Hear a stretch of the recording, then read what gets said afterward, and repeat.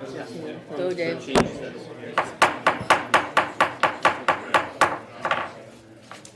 Meeting called to order. Today is Tuesday, February 25th. It is now 7:35 PM. Town Council meeting in Town Council Chambers, 1170 Main Street, West Warwick, Rhode Island.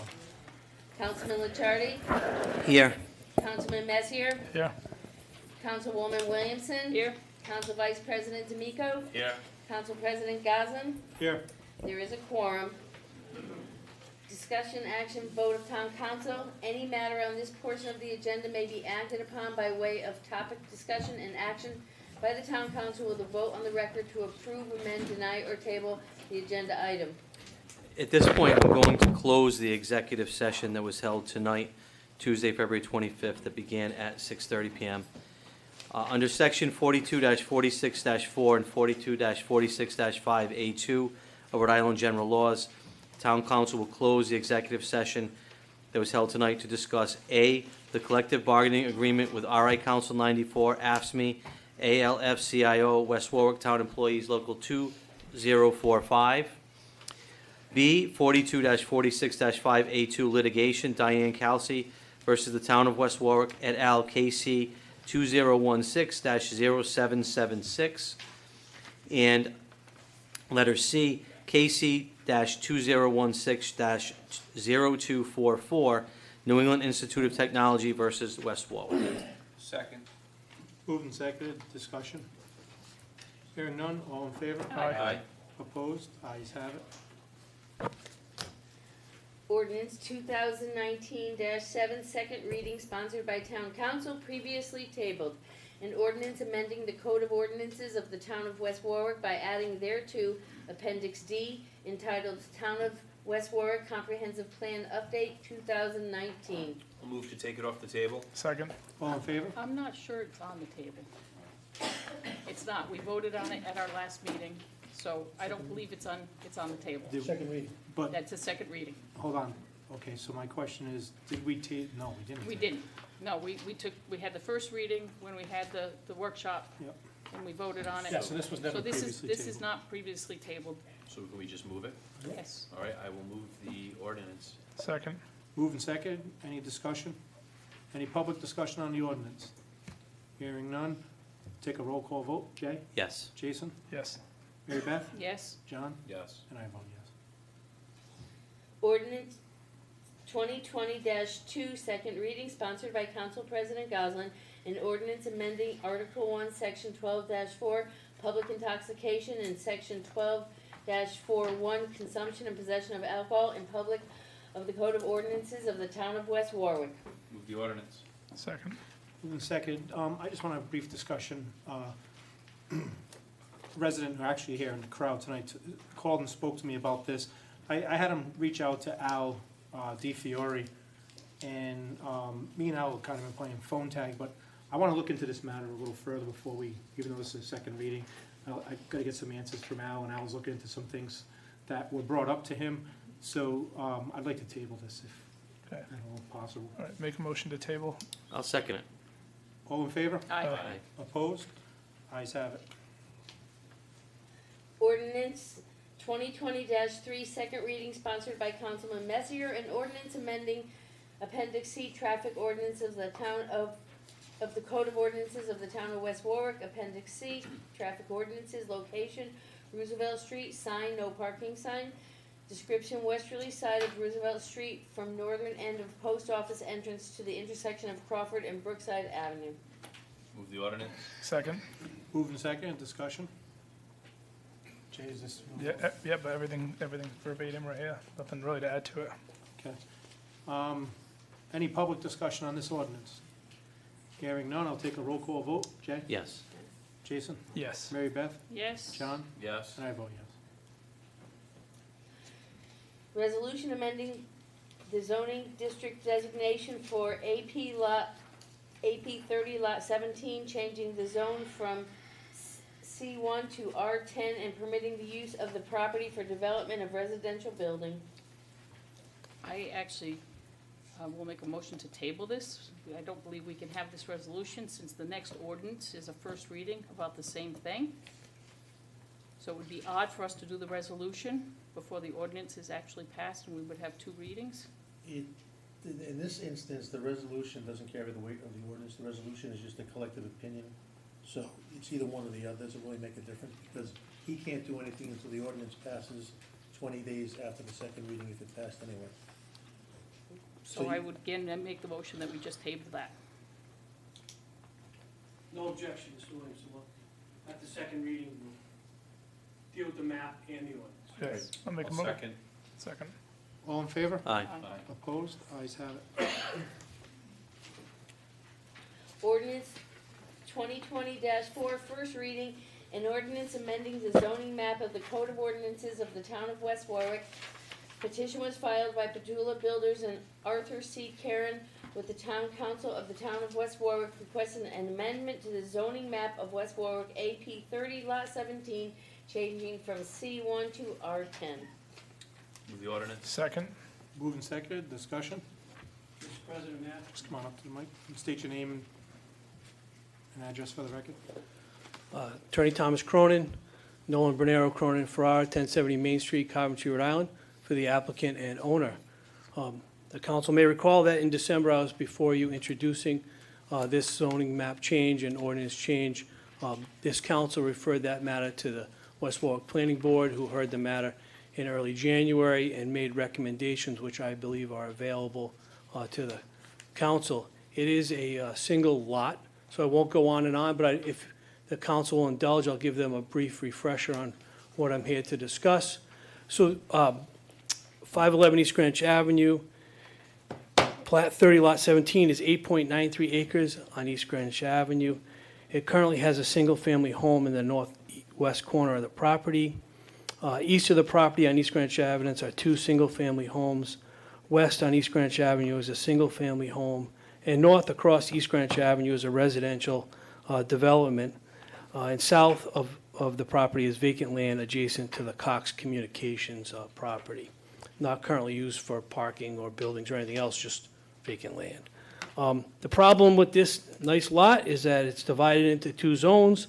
The eastern 300 feet is zoned commercial.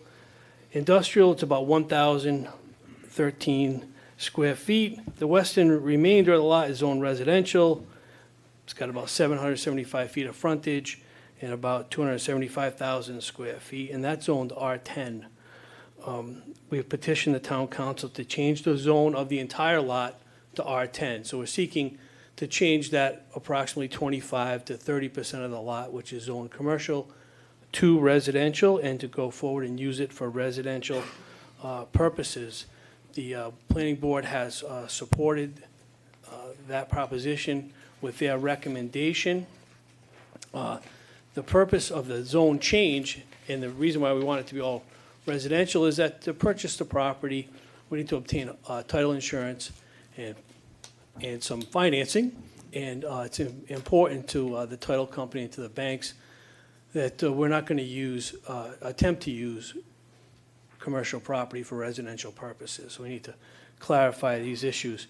In terms of conformity to the community, there's public water, there's public access, there's sewers. It's in a residential area, and it wouldn't cause any particular burden on the surrounding properties. The planning board did have a few conditions that they would like to place on the council's consideration. Can I and- cut you off for a second? Sure. When you say there's no burden on the surrounding properties, has anyone come up and expressed any? I was gonna ask if anybody's here, so. All right, okay. No one has contacted me directly about it. I met a gentleman in the hallway tonight briefly, and he's here. He may have some comments. Okay. So currently was used as a residential property. The house is currently vacant.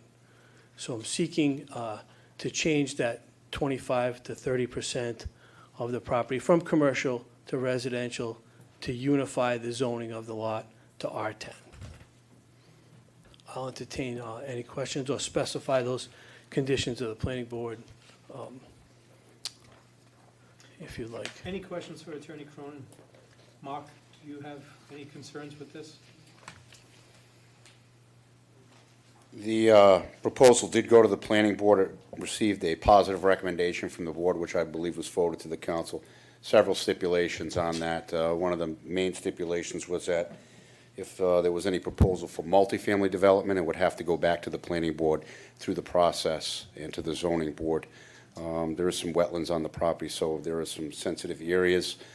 But it certainly is suitable for residential development as opposed to commercial industrial. And it's an anomaly in the town because the lot is actually split.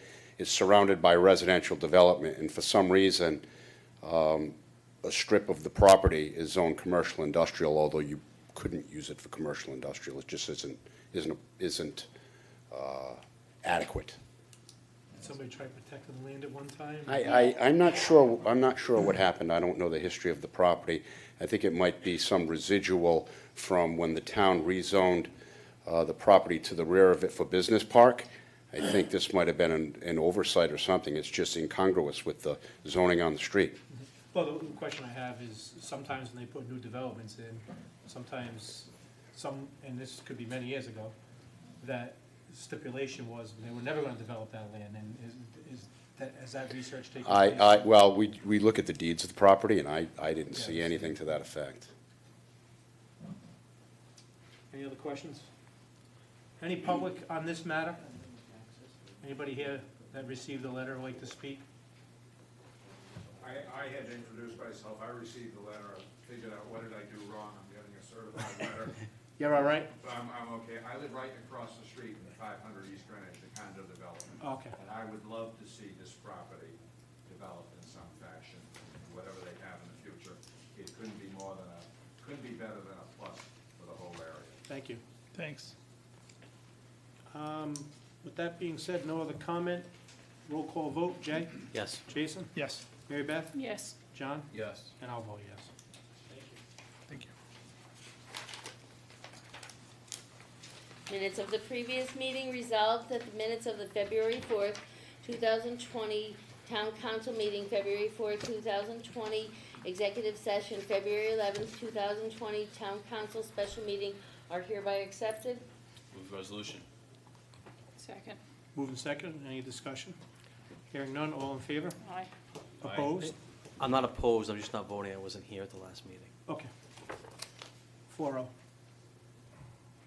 Councilman Luciani took no action. Consent agenda, license applications, resolved that the consent agenda having been posted, all matters being referred to proper departments and being disposed of or awaiting recommendation, the same is hereby approved. Move the resolution. Second. Moved and seconded. Discussion? Any public discussion on businesses, business licenses? Hearing none. All in favor? Aye. Opposed? Ayes have it. Councilman Messier recused himself.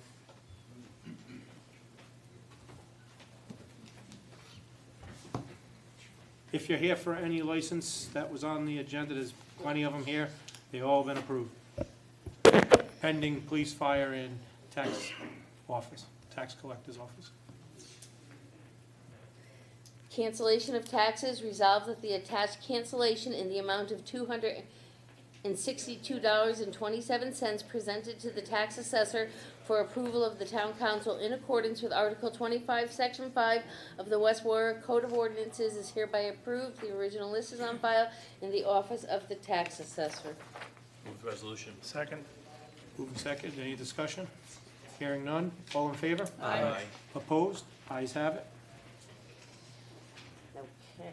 Resolution authorizing the purchase of a new 2020 Ford 550 4x4 Super Duty Lifeline Type 1 AD Class 1 Emergency Medical Vehicle. The town has joined with the Houston Galveston Area Council HGAC Cooperative Purchasing Program new rescue vehicle to be purchased from Specialty Vehicles, Inc. in the amount of $279,577, a new Life Pack 15 from Stryker Medical in the amount of $28,557.60, and a new Power Stretcher from Stryker Medical for $19,955.98, new mobile radio for the rescue from Tactical Communications in the amount of $10,209.75, and a new laptop computer from Dell Marketing in the amount of $2,749.63 for an amount not to exceed $341,048.96. The funding for this purchase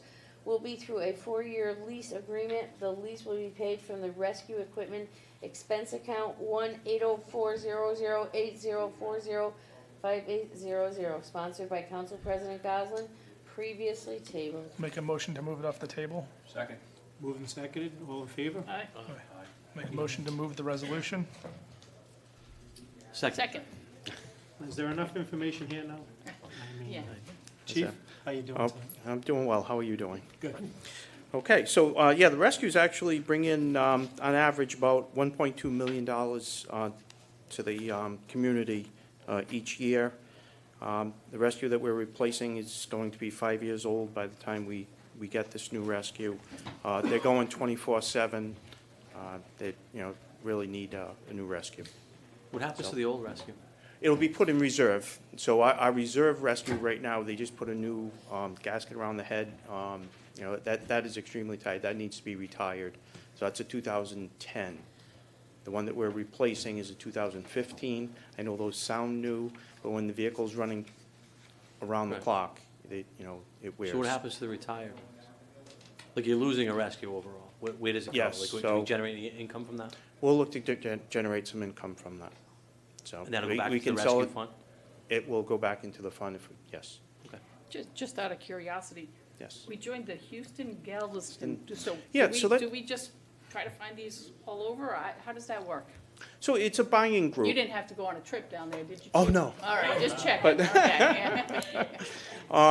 No, so, we've been part of the group, the town's been part of the group for a little while now, and what they do is they get the best price from municipalities, and, you join it, and then you get the guarantee that this is the best price that, the level funding. So it could be anywhere. Yes, yeah, we get the same price as anyone anywhere else in the country. Any Thank questions you. for the chief? I do, I have one. Yep. This may be for Tim, too. When it says here, it's not to exceed the number, whatever Yes. number that is, Yes. is that the number that we're gonna pay? Or is that, It is is it not to- possibly, it will be less? Could possibly be less. Once all the final work is done, it might be a little less on some of these, might be a little more, but the total will not exceed that amount. All right, thank you. Any other comment? Hearing none, all in favor? Aye. Opposed? Ayes have it.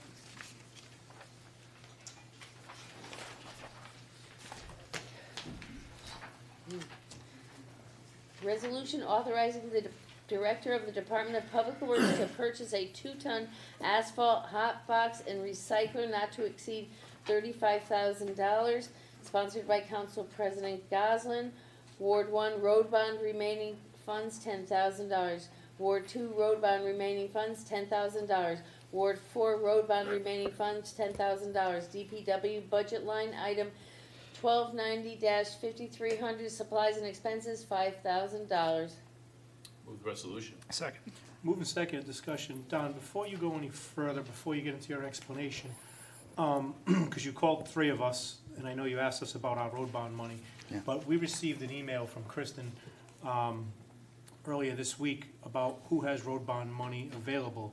And Ward 1, 2, 3, 4 all have road bond money. It's Right. all around the same, except for Ward 4. It does have a larger abundance. Ward 5 has 0 remaining. With that being said, I'd like to see 1, 2, 3, and 4 all pay 7,500. I don't think I even have 7,500. Well, she says you have 39,000 in your email. so- 39,000? 32, Okay. Am I 39? Okay. One of us is. yeah. I might Yeah. be there. Yeah, somebody's.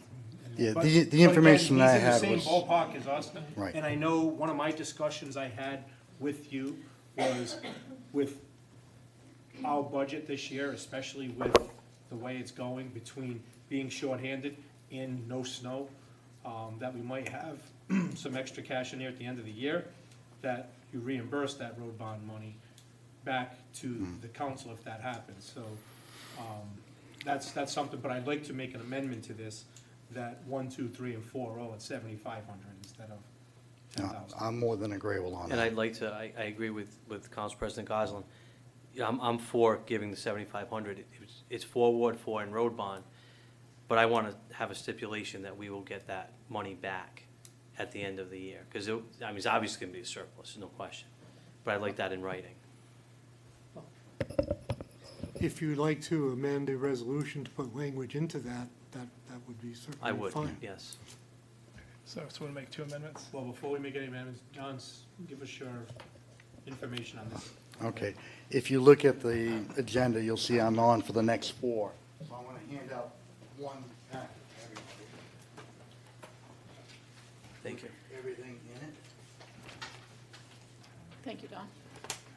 and I will tell you that it's not in the order, but all the information for the salt shed, for the reclaimer, for New London Avenue.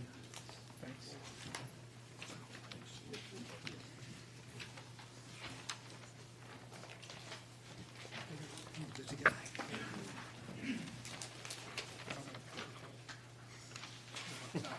Good shot, And for the record, Dawn Willett, DPW Director. And if you were to turn towards the end of the packet, you'll see there's a 2-ton asphalt, Third from the back. hot box and recycler. Why this is important is it actually works as a hot box and a recycler.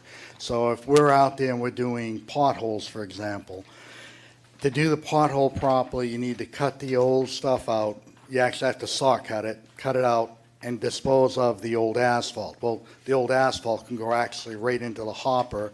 It'll get heated up, and you'll be able to reuse that asphalt. So it will recycle. It will recycle the curbing that gets tore up every year. So there are items that we can use that we have to get rid of, that we can get rid of by actually heating it up in this hot box. The hot box will get up to 350 degrees Fahrenheit, which is actually a little too hot.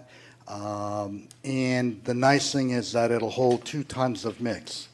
So one of the problems that you have is, as a DPW, you'll send your crew out to pick up asphalt. And they get there at 6 o'clock in the morning, because we'll send somebody out early. And at 6 o'clock in the morning, there's 250 trucks ahead of them. And if it's like a company like Cotty's or something like that, they take care of their own trucks first versus the DPWs. So a lot of times you'll send a DPW truck there to pick up asphalt, and the guys won't get it until 11 o'clock. On 11 o'clock, they're on their way back. Hey, they've been sitting in line for 5 hours. They take a stop and they go get a break, whatever.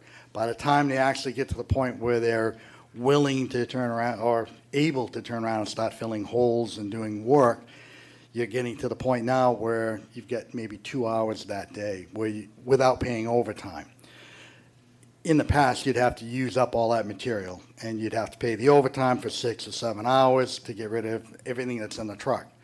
With this piece of equipment, you can button the thing up, put it in the backyard, plug it in, and it'll stay at 250 degrees all night. In fact, it'll do it for 72 hours. You can come back the next morning, and at 6 o'clock or 7 o'clock in the morning, you can pull it out, and it's just like you got the asphalt from the plant. So it's a huge advantage to a DPW to be able to do that. The other thing it gives you is the capability during the winter time to actually do asphalt work. You can bring this, you can buy a ton of asphalt, put it on the ground, spread it out, break it up into chunks, and store it. When you want to actually put asphalt together and you want to put a crew together to do potholes, you fill the machine up, you heat it up. It'll take 4 or 5 hours to heat up. You do that overnight. You can do it all on timer. I don't have to have a guy sitting there with a thermometer or anything. It's all automatic. They come in at 6, 7 o'clock in the morning. Temperature gets up around 30 degrees. They can go out and they can actually do pothole repairs. So I'm a strong advocate for it. You're spending right now somewhere between $25,000 and $30,000 a year on mix and material to fill potholes, and you probably have never done it properly. And so you just need to start doing it right. It takes longer, it's a lot more effort. This is a year-round effort, it's not something we'll do just in the wintertime. This box will be valuable for us in the summertime because it will be the hot box and it'll be able to store the material. And at $35,000, I'm pretty certain this will pay for itself within a year or two. Any questions for Don? What do we do with if we have the broken asphalt now, just landfill? Just landfill, we have to dispose of it. I'm not sure if Cardi will take it as waste and make it wrap for the, for their mix, but I think we just have to take it to the landfill at this point. Okay. Any other questions for the council? I definitely make a suggestion. I'd like to make the motion to amend for 4 wards at 7,500, 1, 2, 3, and 4. Yeah. With the stipulation that at the end of the budget that we reimburse each ward. I second. Any other discussion on that? Hearing none. All in favor? Aye. Opposed? Ayes have it. Thanks. Thank you on that one, Don. Resolution authorizing the Director of Public Works to purchase and construct a 34-foot by 60-foot clear span salt shed not to exceed $25,000, sponsored by Council President Goslin. Move the resolution. Second. Moving second, Don? Again, Don Willett, DPW Director. Every time I say this, I get people saying, you never say it. This is a no-brainer. Right now, you store your salt on the ground. When I first got here, they had actually mixed a bunch of it with sand. It has been pretty much taboo for the last 15, 20 years to mix salt and sand. Sand doesn't do any good, and it's it's a crutch. They've done it that way for 100 years, but unfortunately, it's not the right way to do it. You lose, and my estimate is at least 10% a year from the rain, from infiltrating into the ground, from getting tracked all over the backyard, from being taken out with people driving in there with vehicles, et cetera, et cetera. You spend $165,000 a year on salt. So that's salt and material. So if you turn around and take 10% of that, that's 16.5, or I rounded down to 15, but that's a $15,000 savings just on the material alone. Second, from an environmental standpoint, that's why you haven't been cited at this point in time is probably because the DEP is way too busy, or DEM is way too busy. But it is not something that they look upon. It should be protected, it should be stored, and right now it's not. Third, we have to try to cover this with tarps. Now, and again, when I first got there, they didn't do this. I made them cover it with tarps, and it was almost comical. I had 4 or 5 guys out there trying to get the tops over it. They did that, and then that windstorm we had a couple Fridays ago blew them all off. And they were all weighted down. I mean, it was all done legitimately right. And then they're trying to get it, and we just couldn't do it. We had to leave them until the wind died down and come back and cover them up. So we got $300 worth of material covering the salt right now, and I've had at least 10 working hours of men trying to do that. Every time you have a storm, if you don't have it under storage, you have to move the tarps, dig into the pile, and then you got to come back and go through that whole cycle again. And I estimate, I believe it was 8 times. Bottom line is, and the fact that we're not using sand anymore is going to save you $20,000 a year just in the material. It's not talking about picking it up in the spring with the street sweepers or picking it up out of the catch basins the following year. You're easily going to save $30,000 to $35,000 a year by purchasing this salt shed. We can put it together by our own crews. It's very, very simple. We have to bury the first block. We're going to put 3 blocks in. The blocks are 3 foot by 3 foot by 6 foot. Because they're that big, I have to rent either an excavator or a small crane so that we can stack them. But once they're stacked, it's just a matter of putting hoops together And we can do that using the bucket truck and a couple of laborers. So again, this should be something that takes us 2 days, 3 days max to put together. So Don, in the packet, you have several pictures of several different Class B and freestanding structures.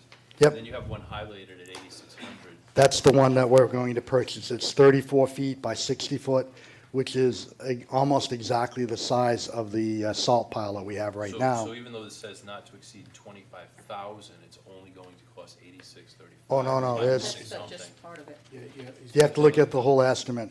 We have to pay for the blocks. Oh, okay. We have to pay for the stone. Enclosure. There's an end piece that goes on the back of that. Oh, okay, I'm sorry. So there's a lot more that goes on that. The building inspector wants me to strap them together some way, either put a brace on them so that the blocks all act as one. He's worried about wind actually picking the item up. And so we've agreed to do that. We'll either band them or we'll turn around and put some kind of a brace on them to put them all together. Don, you're the fourth DPW director that I've spoken to that's worked down there, that's recommended a salt shed. Yeah. So, and they've always tried to figure out how to do it, so kudos to you to figure out how to do it. Yeah, well, this is not the Taj Mahal that you guys had planned 3 years ago that was gonna cost almost $500,000. I would love to see one of those structures, but, you know, the reality is I know you're not gonna get it right now. This right here should last you 15 to 20 years without any problem. The metal is, I believe, a 25-year warranty on the metal. The concrete block should last a lifetime, and the cover is about a 15-year warranty on it. 500,000, really? More. It was that was what the cost was, yes. Totally different method. Obviously. Yeah. So what do we have I mean, let's just say in a perfect world, we're not gonna get any more snow this year. What do we, yeah, all right, I just jinxed it. Yeah. But what do we have left for salt and sand? And what are we gonna do with it? We've got about 80% of our snow budget still left. No, somewhere in that no, range. as far as The product actual on product. hand. Oh, we've got approximately 300 tons of salt on hand right now. And the intent is, when we get this structure built, is we'll put that inside the structure. All right, so we're not gonna throw anything out? We're not throwing any of that away. We are disposing of some of the sand and salt mixture. Right. But we're not getting rid of the pure salt. Okay. Any other questions for Don? Don, are there any state permitting requirements from DEM or any agency like that? Not that I know of, and I have gotten the building permit from the building department for it.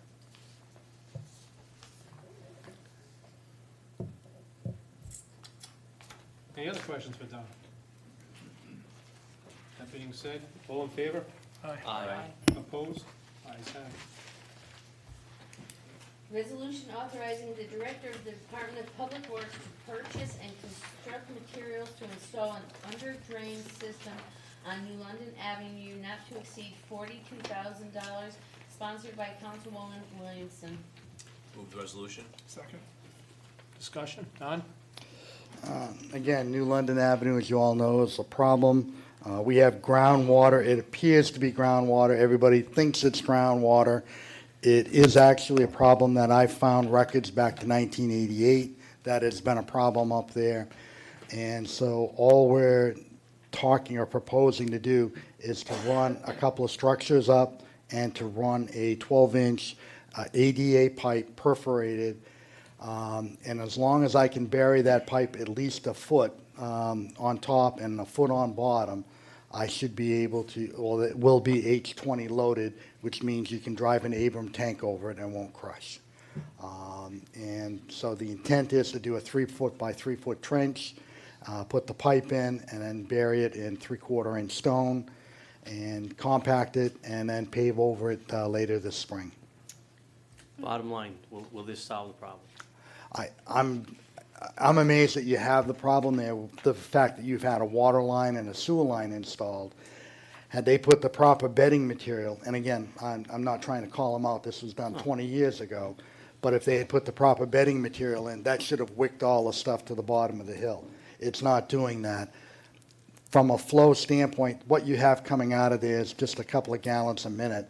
A 12-inch ADA pipe will more than handle that.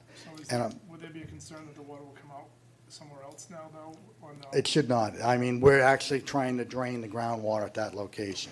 You all have this at your house, or I wouldn't say most of you have an under-drain system for your house, and it's the same idea. I did have a conversation with Jim Jeremia, too. I know you've been working with his group. Yes. And gone out, and he feels that there's a good shot this will take care of it. Right. After we've been talking about it since December of 18, maybe, or something like Yeah. that. So if that's Yeah. $42,000, if we can Yeah. do that, that's a big plus. Again, the intent is to rent a mini excavator for a month. I'm hoping that we can finish this up in less than 3 weeks. We've started the procurement process, but I've got to go through all of the processes that, we'll get 3 quotes for the pipe, we'll get 3 quotes. We've already settled on the mini excavator. We got a good deal, $2,300 for the month. So we'll do the mini excavator. We still got to get a price or 2 left on the stone. And, we're hoping to get out there on the 16th of March to get started. That would be a good thing. Is- Okay.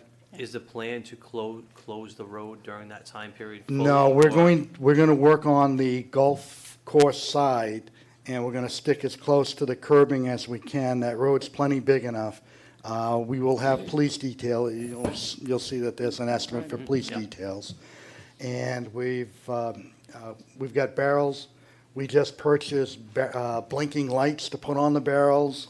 So we will be trying to fill the holes in every night so that there's nothing there to run into. And just, so I don't see any problem with us working just on the shoulder and not having to close a lane. So it'll still be two-way traffic for the whole time? It'll be two-way traffic. Obviously, it'll be, restricted somewhat, and we will have a police officer at either end. Okay. And how long do you think? I'm sorry. I think we can do it in 3 weeks.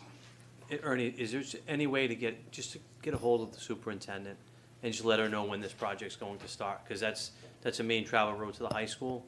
So just in case there may be some delays? Yeah, we can take care of that. Okay. We will do I call it a reverse 9-1, I think you call it a code red. We will do a code red to turn around and let everybody know that there's going to be restrictive traffic on New London Avenue. It'll still be open, but it'll be slow going. All right. Thanks, All right. Don, just a quick question I was thinking about as far as the salt. Without, Finish up on this, because I gotta go back and ask him something on that anyway. Any other discussion on New London Avenue? Hearing none, all in favor? Aye. Opposed? Ayes have it. Quickly, when did you say this is gonna start? We're trying March 16th. Okay. Don, going back to your previous 2 items, the hot box and the shed, based upon the dollar amounts, are you going out to bid for these items? Again, if you look at the shed, it's multiple items, and they're all small items. So we will get bids for it, but we will not go out to bid for it. So it won't be it'll be more of a quote than it will be a bid. We'll look for things that have MPAs on them, in other words, master price agreements. Yep. And so we'll purchase it that way. The same with New London. All that stuff All will the be, stuff with- right. With different guidelines, but how about the hot box? The hot box, again, that is they have a state bid, they have a national bid, so we're going to try to go that way. If I have to put that out to bid, I'll put that out to bid. That really depends on procurement with Kristen and stuff, but I will show her what they have got for competitive contracts, and if that suffices, we'll just purchase that one. If it doesn't suffice, then we'll go out to a competitive bid on it, which is fine. And you had a question? just a quick question about the salt. So we're switching over to just salt Yes. versus mix. Any concern, or should there be a concern regarding like traction for like people who are driving? No, that's a misnomer. The sand does absolutely, maybe the first time you drive on it, it does something, but after the first time you've driven on it, it has no traction value to it. If you look at sand in a microscope after traffic is run on it for 5 minutes, it goes from coarse to smooth, meaning basically it's now no longer functional. We turned around and used it the last snowstorm we had. We didn't put any sand down. Paul and I were at a work site, and we saw one of the trucks go by. It was putting some product out, not an awful lot. It was kind of surprising it wasn't a lot. It didn't appear to be a lot. While were there looking at the site, 5 minutes later, there were little white patches all the way across the road. By the time we left, which was like 15, 20 minutes, it was white completely across the road. As long as you pre-treat your roads, it'll do better than trying to put sand and salt down. Sand actually inhibits the salt from working. Okay. And you don't have to pick up the sand. Well, I was gonna say, maybe speed up the process in the springtime as far as. It'll be dramatic. It won't be this year because we did put sand down the first half of the year. You'll see some improvements. Next year will be a dramatic improvement. Will be improvement because we didn't get much snow though. All right, thank Yeah. you. Thank you. Did I take a vote on that? No. Yeah, I said all in favor for New London Avenue? Yes. Thank you, Don. Thank you. Discussion actions, governing body review Actually, of, I'm sorry, can I make a motion to move, letter K up above A? I know Robert Tabak has an early bedtime. I'll second. Thank, All in favor? Aye. Aye. Opposed? Ayes have it. Just want to read K? potential donation to Arctic Village Association in the amount not to exceed $5,000 to be used for flowers and flower pots throughout West Warwick, sponsored by Councilman Messier. this is Barbara Tabak, for those that don't know, part of the Arctic Village Association, Lions Club. I could go on and on and on, but Barbara. Don't. It's Barbara Tabak, and it's 12 Drennan Street in West Warwick. Excuse me. Well, it's about the antique poles, actually. That was the big thing. I wanted, about 8 years prior to ever getting the baskets up, thought it would be a good idea if we had flower baskets, and it was never possible, and, so it just went on, and finally I started doing some research, some due diligence and feasibility and that sort of thing, and it was a couple of months' worth of digging in and making phone calls, and I finally located this company in upstate New York that had just developed and had put on the market these self-watering baskets. The rest is kind of history on it, but anyway, as a result of that, I then took the time and I went to the Public Works.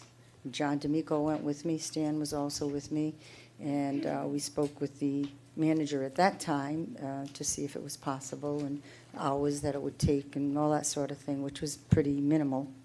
The big deal was going to be to water them once a week, and that didn't really turn out to be much of a problem. They went out early, and that got done. So in the meantime, when I was making the purchase, I had figured the amount, and it included hardware, and I raised $6,000 by going to businesses and so forth. And how I did it was I sold banners to raise the money to pay for the baskets. And I got the baskets finally came in, and lo and behold, the hardware was just the chains. There were no brackets, and I thought that was the brackets. So I went back to the company, and I was told that I would have to get custom-made brackets because the pots weigh 80 pounds apiece. So that was another $2,000 I went out and I did raise and sold the banners down by Horgan. And I didn't intend to do that. I intended that to be just totally phase 2 someday down the pike to do both again. So now they sit there with the banners. They'll be going back up soon. And I got an email from the company. They were having a sale on the baskets. So, of course, I looked into that. And I've got the price on that. And, of course, it means more flowers. I deal with Hat Toys. And they're treating us very well. So here I am. Now I've exhausted my asking everybody multiple times for money. And I thought, I haven't really ever come before the council to ask for money. And I was thinking in terms of $5,000. That would cover the baskets. That would cover the flowers this year. And it'd be a one-time deal. And, then from that point forward, It would only be a matter of paying for flowers. These baskets we're guaranteed warranty on them, it's 10 years, so that we should be fine with that. And they have a wicker system, which is also covered like that. So that's why I'm here, asking if you can help me this one time so that I can secure them. They're holding them for me at the moment, so that I would, because they had a time frame on it, but because we did business with them before, they're holding them to see if, it's going to be feasible that I can make the purchase. How many flower pots are we talking? 12. 12. And where would they With all the go? hardware, correct? They're going to go down in front of the mill, the front of the mill and in front of Horgan, where we had banners last year, so we'll put the same banners go up every year, but they'll also have pots like Arctic does. And it's interesting, since I've been doing it again and talking to these people, and I was thinking about the visibility basically is probably more for West Warwick welcoming and that sort of thing, because we've got the people at the mill. They don't all come up to Arctic. We've got Thunder Miss, we've got the school, we've got a lot of activity in that area, which I think makes it nice too. It says something that we're doing something to, entice people maybe to be here. And they do look great, the ones that have been in Arctic, I'm sure you get a lot of compliments about I them. have gotten a lot of, Both the flowers and the banners add a lot to the area.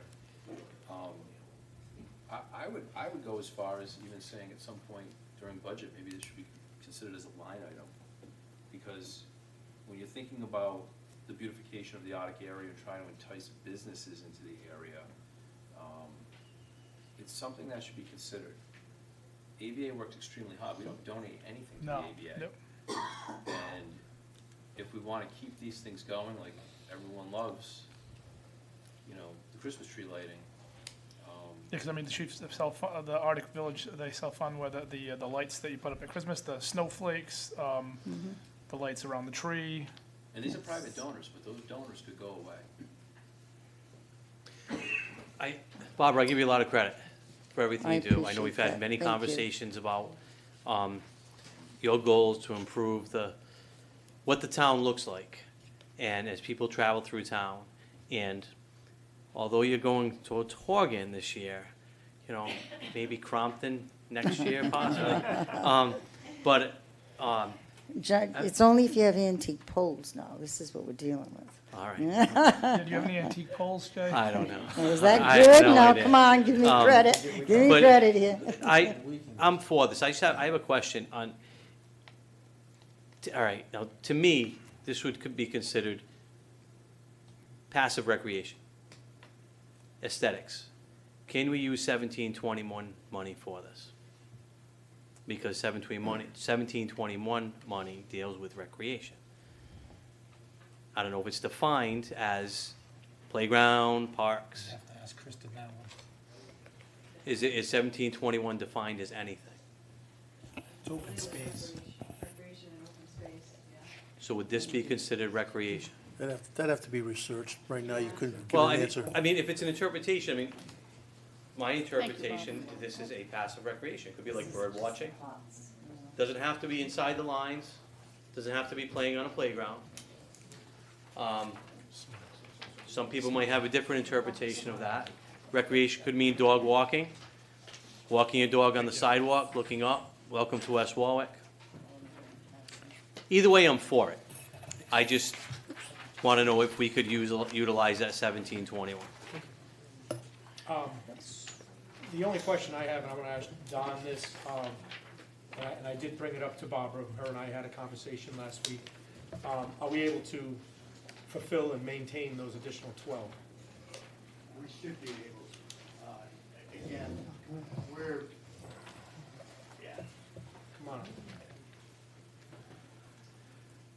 Clearly, as you all know, we're down 11 people right now. So, if I'm able to hire some college students or some summer help from high schools, if I'm able to even fill 3 or 4 of these positions that are vacant, we shouldn't have any problem. We'll find a way to get it done now. Okay, I just, those are concerns I brought up to Barbara. I know at times we have trouble getting some things done because of manpower. And I just want, and Barbara and I were heart to heart about it, and Yeah, I we said, did. don't take it personal, Barbara, No. because, she is my constituent, and her and I have open conversation, open dialogue many times, we share our feelings with each other. And so I shared every concern I had with her on this, and I just wanna make sure that, and I don't, and I know Barbara's very passionate about doing this. And the last thing I wanna hear come April is, they're not getting watered, they're not, and she will let us know. And I don't wanna run into that bind where we run into a manpower issue or something. Well, the other advantage, these are the self-water. I was gonna say, aren't they They self-water? water them once a week, though. You water them once a week, and then they should be good. If you get a couple of rain events, they should be good. So it's not like it's that demanding, where you have to water them. Well, I think we did every Friday last year. You did, you did. Every Friday morning, it was, I have to say that, in all of my searching, which I think I've probably said it to all of the council people before, I talked to East Greenwich, the woman that runs that program, the flowers in East Greenwich. And she told me that she was discouraging me to get to do this. And this was before I really located these pots. And she said, most of every town, every village, they has these moss pots. They look nice, but when it's hot, they dry out in the day.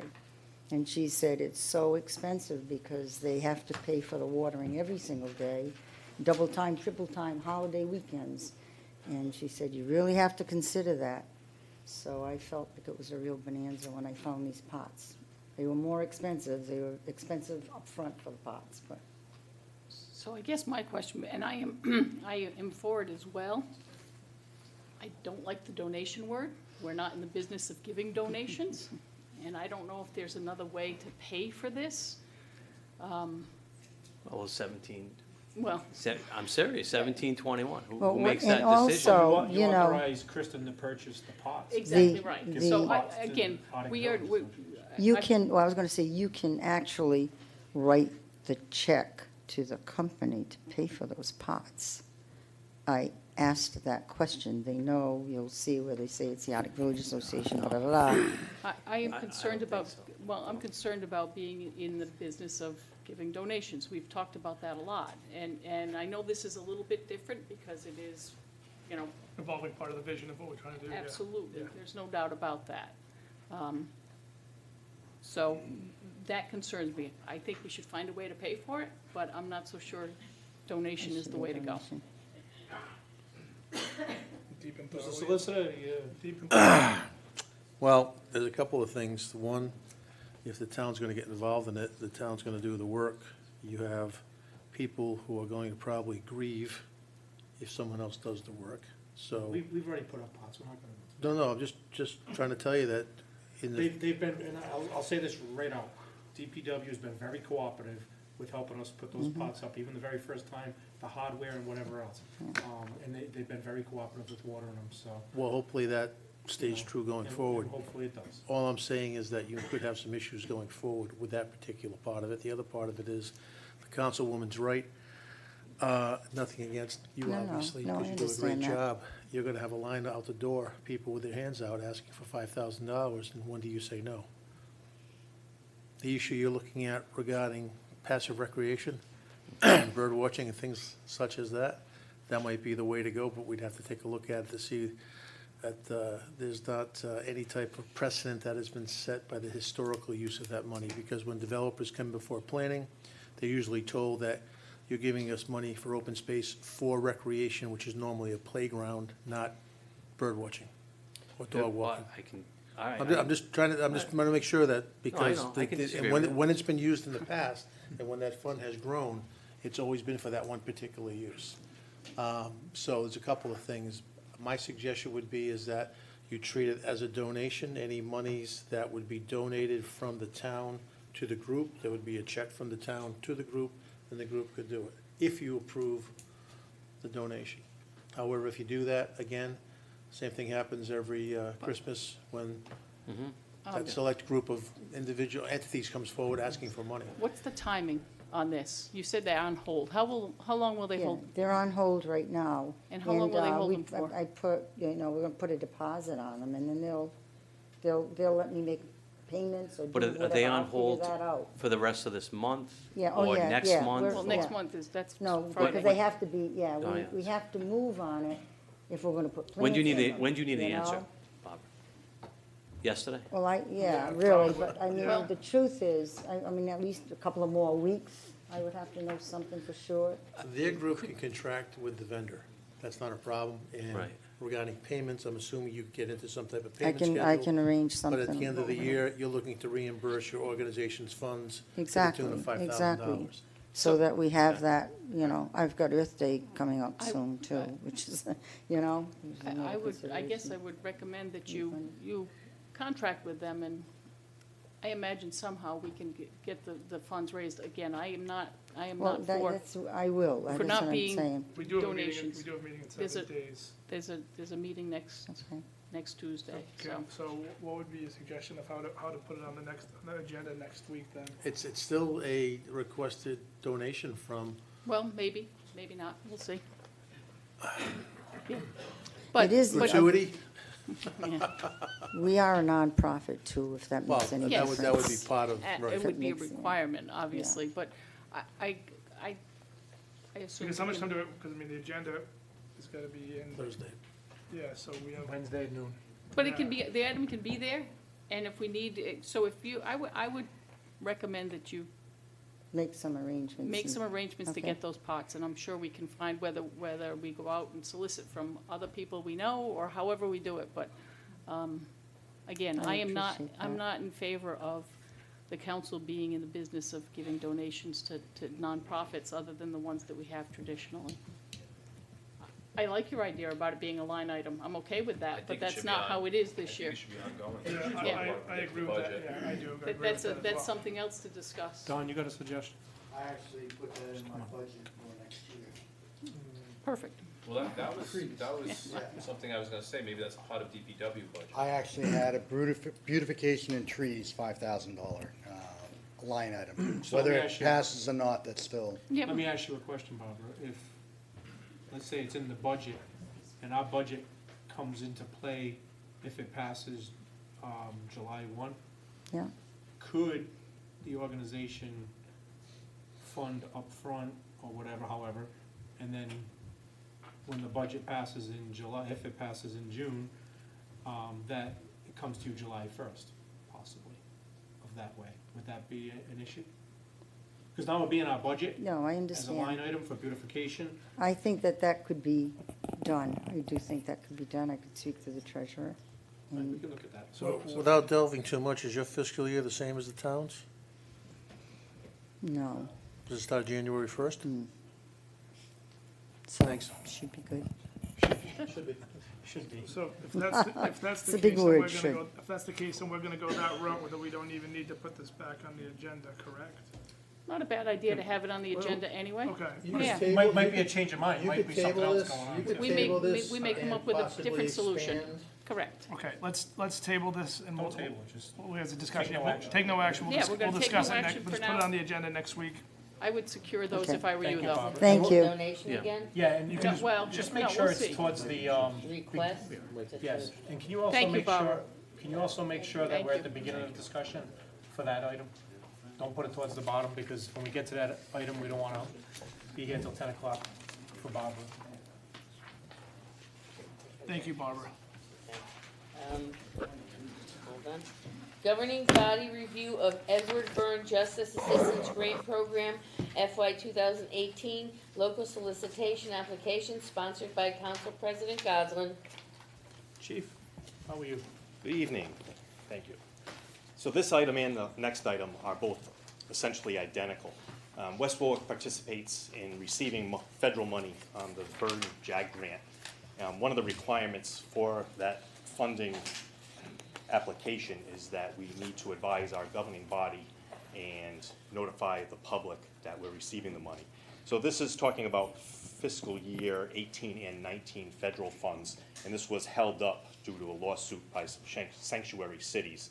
And I guess that's been resolved, so the federal government is now clear to disperse this money. So I'm looking for both in this section and the next item on the agenda to obviously just make you aware, we've been using this JAG Byrne grant money as money towards the purchase of a police vehicle. It's not a lot of money. We average between $12,000 and $14,000 a year in Byrne JAG grant funds. So police cars and maintenance of those vehicles is something, obviously, an expense that we experience every year. So traditionally, it's just easier to put it towards that for application purposes. So the first one on the agenda is for fiscal 18. The amount of our award is $13,331. Okay, any questions for the chief on that? Any concerns?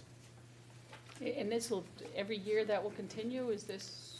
Until the federal, I mean, it's a formula, so our formula, where it comes out, whatever our percentage is, hasn't changed. It's been in the So same it's between ballpark. $12,000 and $14,000 every year. Okay. Thank you, chief. Want to go on the letter B, even though it's the same? Governing body review of Edward Byrne Justice Assistance Grant Program FY 2019, local solicitation application sponsored by Council President Goslin. Same thing, chief. Same item, the amount for fiscal 19 is $13,134. Any questions for the chief? Thank you, chief. Thank you. Thank you for the update. Thanks, chief. Thank you. Discussion regarding the responsibility of sidewalk repair, sponsored by Councilman Messier and Councilman Lichardi. I'll take the lead. Don, you come on up too. Part of this, as you go around town, everybody can see, you know, we have some roads in disrepair, we have potholes, we have some sidewalks in disrepair. So typically, what we've been told is it's the responsibility of the owner, the landlord, whoever's sidewalk is in front of that property, that they have to fix it. So, which, if people start fixing their own, you may get a lot of different types of fixes. So, what I was looking at is, if you take all the roads in town, minus the state roads, minus roads without walkways, you're left with town roads with walkways. A lot of them aren't in bad shape. They might need a little bit touch up here and there if it's a safety issue. But then you have some that are in really bad shape, which are really, real safety concerns. So what I was thinking, and again, this is for discussion, and this is in all 5 wards.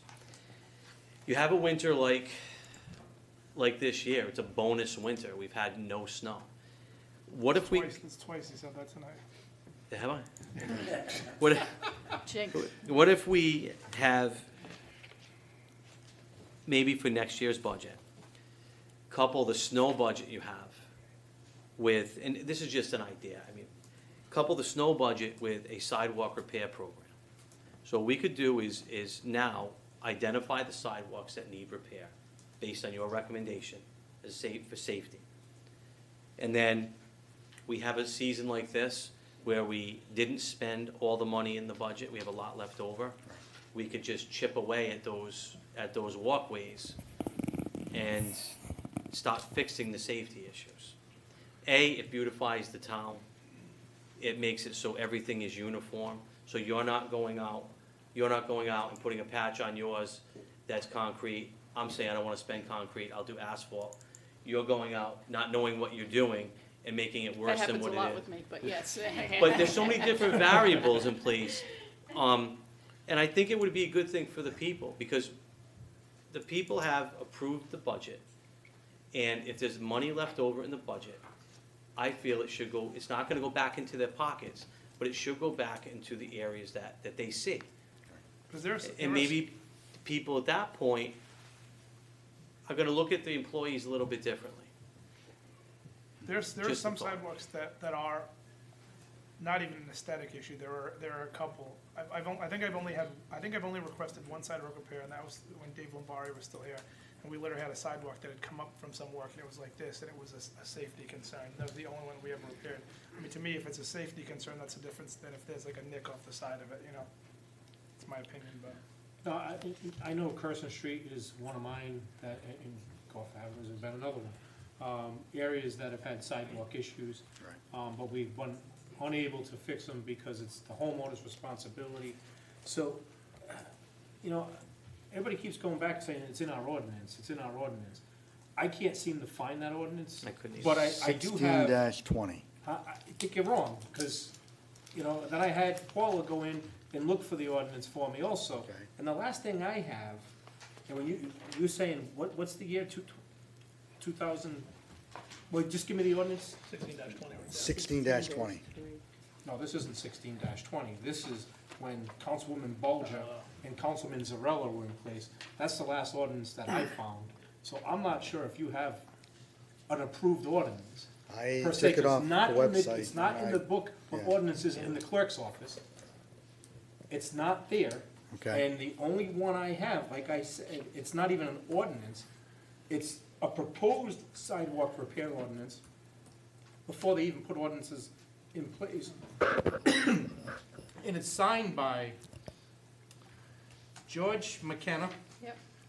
Joyce Bulger, Albert Ruzzo, Jerry Rosello, and Mike LeVake is the only one who did not sign it. So Okay. that's the only thing that I All can right. find, and I know everybody keeps saying, you got this ordinance, we got this ordinance. I can't, was it an ordinance that was discussed, because the clerk's office could not produce that ordinance for me. Mr. President, if I may, there was always been discussion about how a homeowner would repair their sidewalks and who they'd have to get the permission from the Oh, authorities. Trey Heron, but it's, again, that's how far back it was. Well, the point I'm trying to get at is, while it sounds like a good idea, you're telling everybody in the world right now that we're on notice that there are issues pertaining to private property which the sidewalks lay on. So before you do anything, this has been suggested several times over the past 20 years, I would just get an update, acknowledgement from the interlocal trust to explain what the town is attempting to do and make sure they sign off on it. Because if they don't sign off on it, it makes absolutely no sense to put this type of program together because you are on private property. That sidewalk is, No, when you look at the plat maps, you look at any street map, it says the street's 40 feet wide. but you have 30 easements, feet is the street, 5 feet each side is the sidewalk. but So you have some sidewalks that are wider than 5 feet and some are more some- narrow. Some people install their own. I totally Exactly. agree with that. In my neighborhood, people have installed their own sidewalk. I'll give them that. But when we have a situation like Curson Street on the right-hand side going up, it's just crumbled. Looked like somebody went through with a jackhammer and busted it all up, all the way up. I mean, at what point, it's a landlord, at what point is the town gonna resolve that before somebody, we're making kids walk to school within a 2-mile radius of the middle school and high school. It's a safety issue. program- and the we need to program, address it. it's Now, fine. if it's done by somebody else, for instance, you know, I know of a situation last week where we've fixed sidewalks that were on a state road and done by Kent County Water. We should not be fixing that. That should be Kent County Water. But again, if it's an issue on a side street, it's a town's road, it's within reason, and we can fix it, why wouldn't we? If we could try to work with the homeowner if we can, but, and Ernie, if you have that ordinance, please I do. pass it over, because Yeah, I, this afternoon went to the Code of Ordinances, plugged in, here, send it down. Plugged in sidewalk ordinances, and it was 16, a couple more. It was 1620, with public sidewalks, good order and repair required. 1621, liability. But again, it's not signed or. This is in the Code of Ordinances. 1625 has already been done, that's what Dave Lombari was utilizing Right. before. And then it talks about the property owners being responsible. It talks about, basically, the Director of Public Works having the authority to notify individuals of sidewalks that are in need of repair, requiring them to fix them. And if they don't, the town can do it and bill the property owner. So what happens if that happens currently? You go out, you bill the property owner says, You want to see this trash? how am I gonna pay for that? Thank you. Thank you, Ernie. Okay, I'm not sure if this is You don't pay, it's a municipal lien. It's a lien on their property, because they didn't pay for the sidewalk that's in front of them, who needs to be fixed, that they may not have done damage to. But again, you're putting it all one-sided. Suppose they were part of the problem. Okay? Fine. But the issue always has been, when this comes up, is liability. Salt eats concrete, we spread it. Sidewalk, the sidewalk, So what you're saying right now, though, is first step is check with the trust.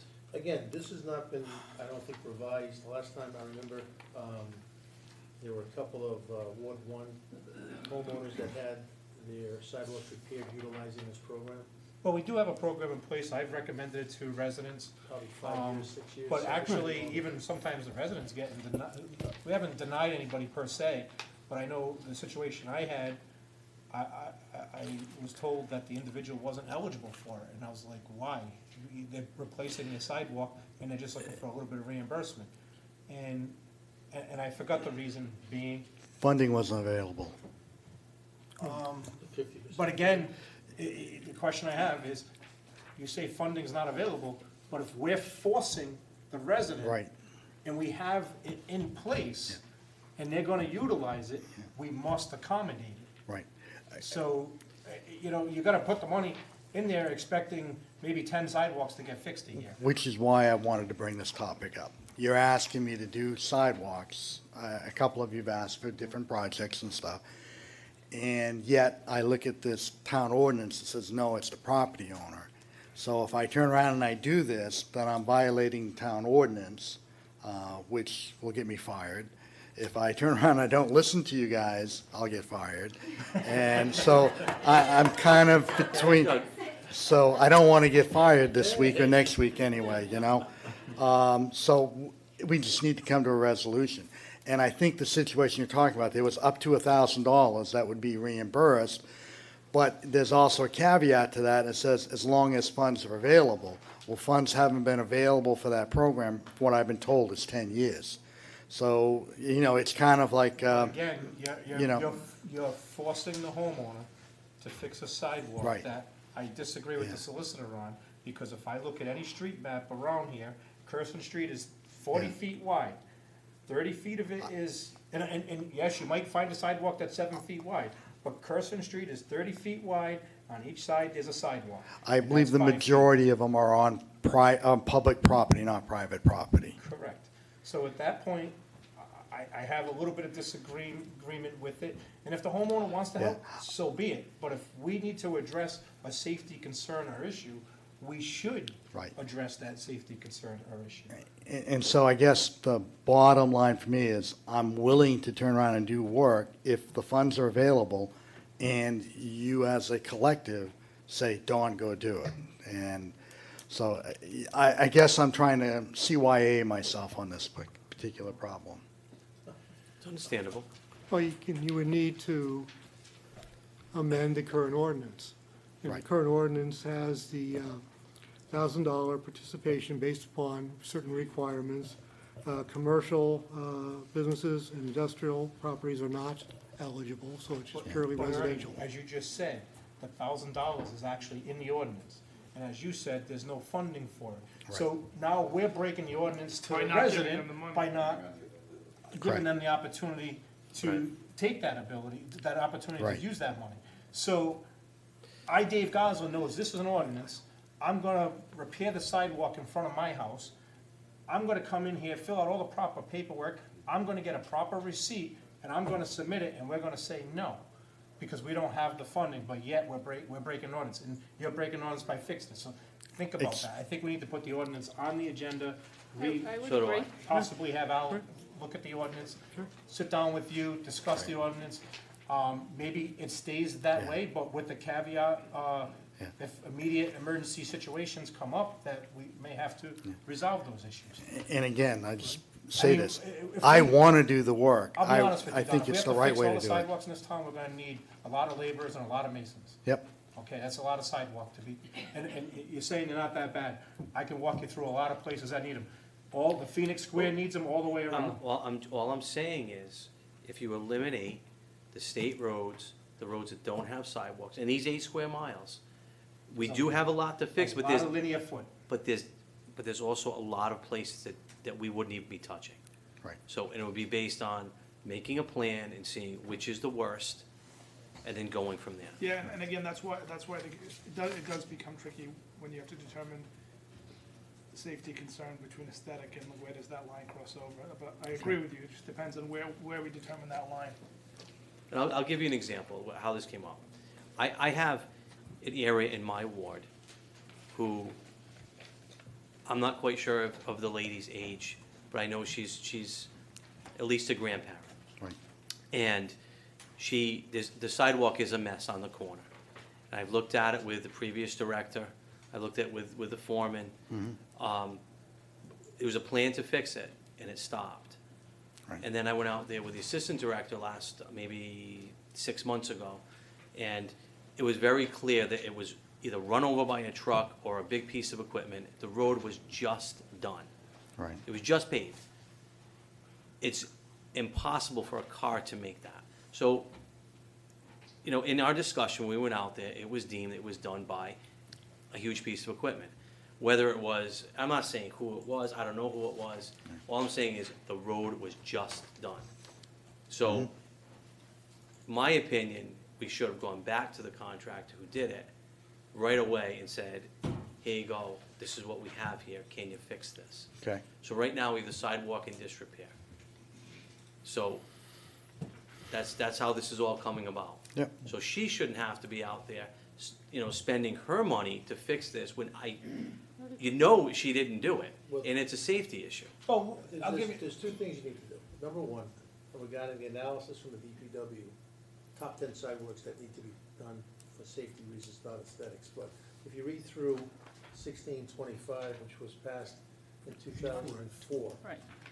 clearly states the town does not guarantee the availability of funds for this program. In the event that funds are not available, interested property owners may request that their name be added to the cost-sharing program. And as far as the cost-sharing program, property owner will be eligible for 50% of the cost up to $1,000. And then it states that the estimated cost shall be updated on an annual basis. So in 2004, $1,000 got you a lot more than what it's gonna get you now for your sidewalks. But again, it's great to talk about, but if he doesn't have the budget or the manpower or anything else, and you're not even clear about whether or not it's on private property or town property, the first thing would be is to evaluate and analyze all of that data, figure out worst 10 spots, the worst 20 spots, worst 30 spots, figure out what it's gonna cost to Yep, do you're it, right. and then submit it to the homeowner that says, listen, your property, the sidewalk's either on your property or it's not on your property. So as the council president said, if it's strictly a town problem, the town's gonna pay 100%. But if he doesn't have a budget, you know, this goes back into your road bond money. So if there's $35,000 roughly for 4 wards left, do you want to put that towards sidewalks, because that would be part of your road bond? So you can use road bond money for sidewalks. I didn't say that.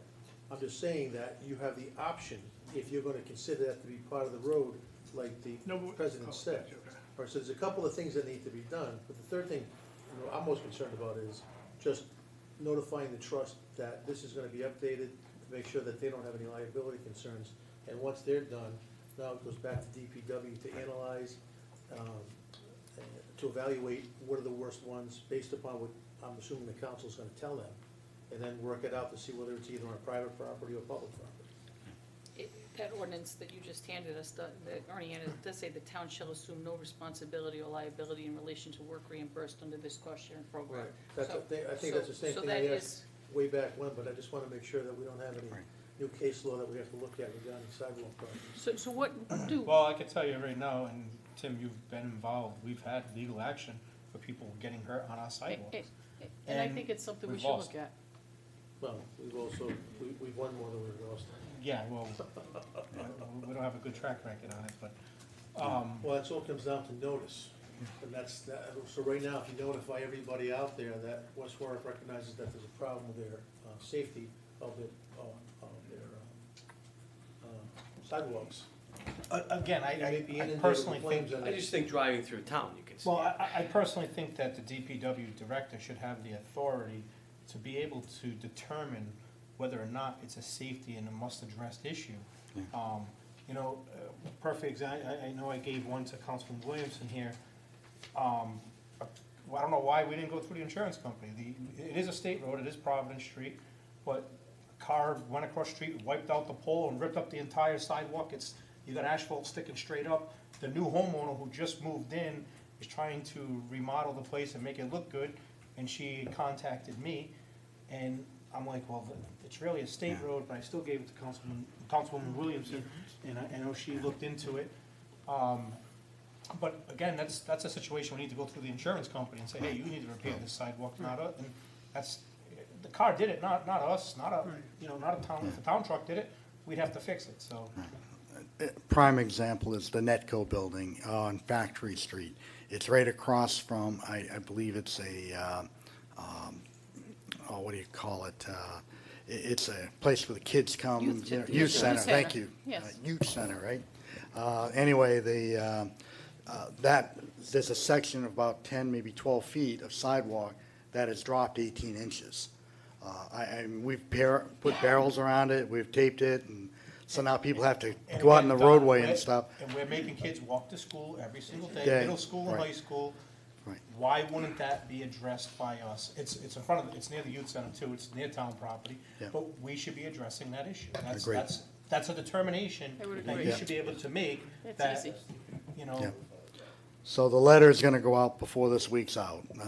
And I didn't do that because I wanted to hear what you gentlemen wanted to say. What letter? I'm sorry. A letter to the homeowner, to the building, to Netco owners, Oh. basically telling them that there's a failure there, and see if they can get that, to fix it, because I don't know if the problem is town or a sinkhole on their property, but someone's got to address that, whether it's us or them, and if they don't step up to the plate and do it, then I'll take care of it, but I just want to make sure that I don't get the old, hey, you violated the ordinance, get out of here. And again, if somebody else is breaking, if Kent County Water's out doing construction, they're breaking sidewalks, Yeah.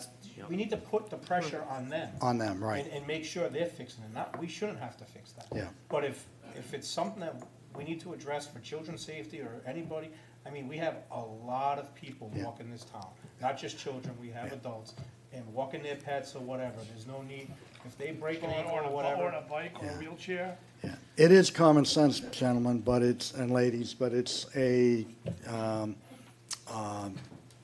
again, I have to look at the ordinance the way they're written, so, all right. Thank you. Thank you. So will that be on another agenda? Is that what, Should be, I don't want to drop it. I have no problem putting it on the agenda for further discussion. Or if you wanna change the ordinance, what you wanna do is let us, Reach let out Al to- know, and Al can look at it. Yeah, we'll have to give them some direction of what we want. well, I'd like to know what other cities and towns do as well, and how they handle it. All depends. I know, I'm sure, but I agree with what you say, we should be fixing some of it. How did Warwick do it, Ernie? I don't recall. It's been so long ago.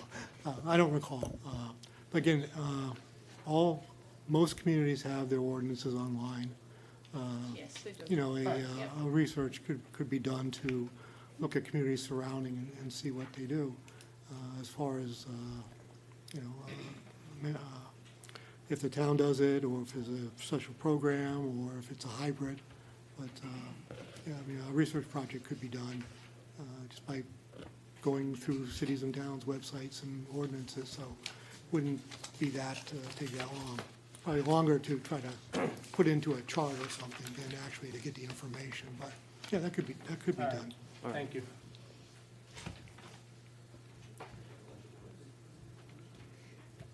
Next. Friendly Sons of St. Patrick of the Patuxent Valley is requesting a contribution for 2020 St. Patrick's Day Parade. Bigger small contributions will be noted in the program booklet as a supporter of the parade. I put this on the agenda, we received a letter, we usually receive one every year from the Friendly Sons of St. Patrick. We usually make a small donation, I told them after receiving the letter, I just thought we'd put it on the agenda again.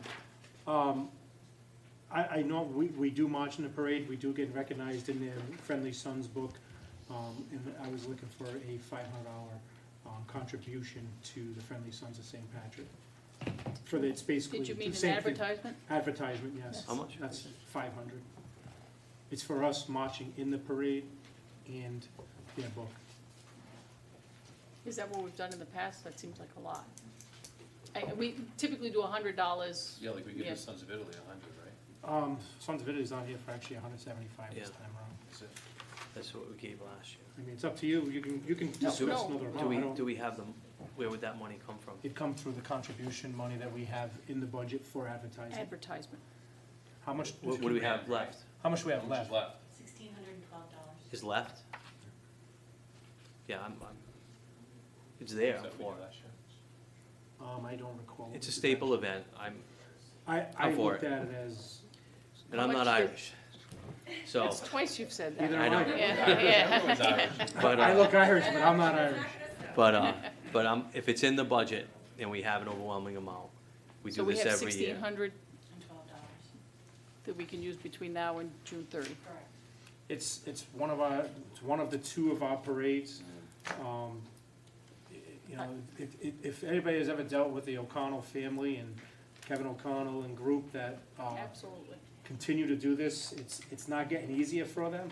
It's gotten to the point where some of them wanna retire from doing it, but it's in their blood and their lifeline that they don't wanna So it's a see lot of it work. disappear, and it's a lot of work, so. So, I think with the town, it's majority in our town, absolutely. you know, it's a little bit of Coventry, but majority Westwall. I say yes. So there's no resolution there, it's a discussion item, it's discussion action. Tell me what we can or cannot do there. I was making a suggestion of $500. Can I am allowed to make that suggestion? I'll support that suggestion. All in favor? Aye. Somebody pass him back there. All right, all in favor again? Aye. Opposed? Ayes have it. Vince Lombardi Lodge, number 2357, order Sons of Italy in America is requesting a contribution. Vince Lombardi Lodge 2020 dinner and fundraiser is scheduled for Sunday, March 8th, 2020, at the Cranston Country Club, sponsored by Councilman Lichardi. And This is- Councilman, go ahead. This has been done every year. We've contributed to the Sons of Italy, and we're in the book. And usually it's a full page. Are you Italian? I am Italian, yes. Our picture is in there in giving support. This year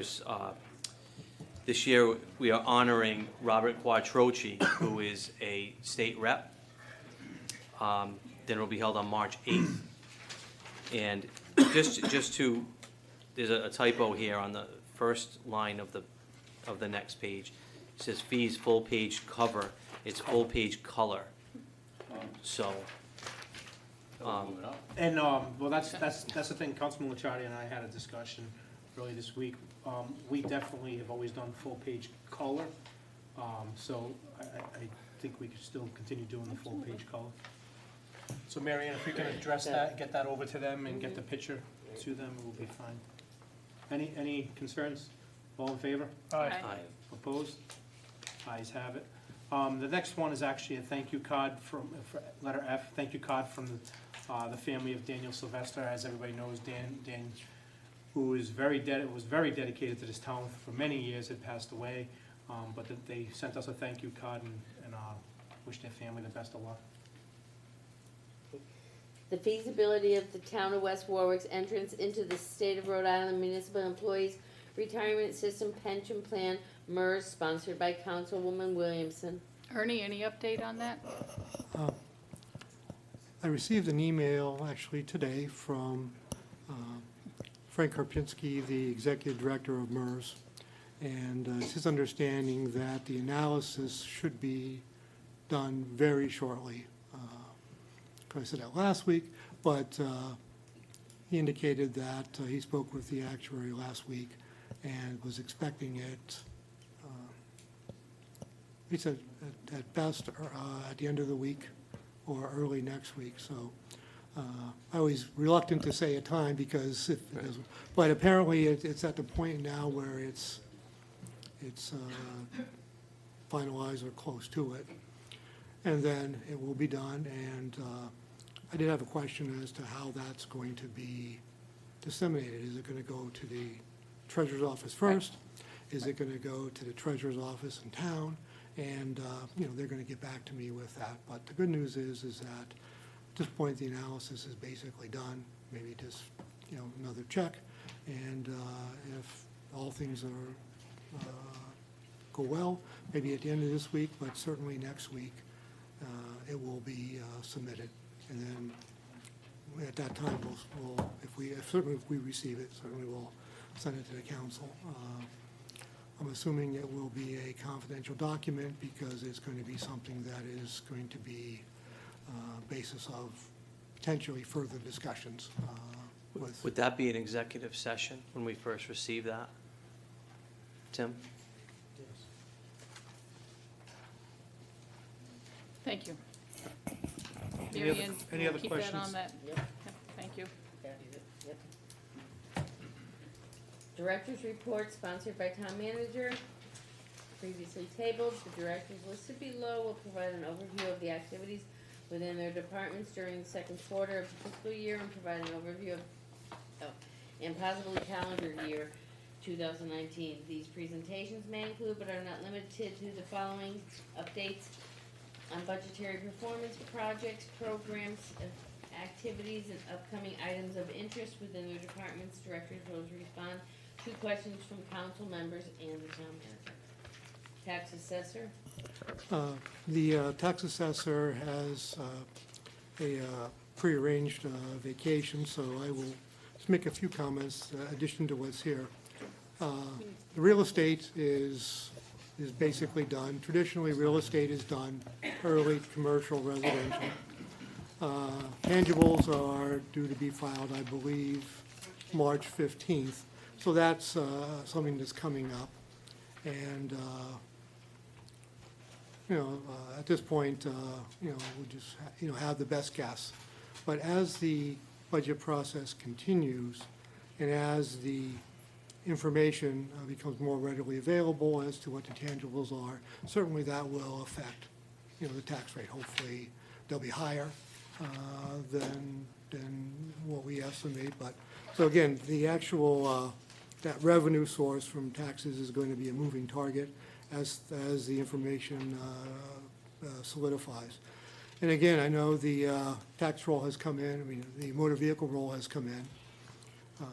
Now, that's always a task because there's a large chunk that has to be taken out and be priced by hand.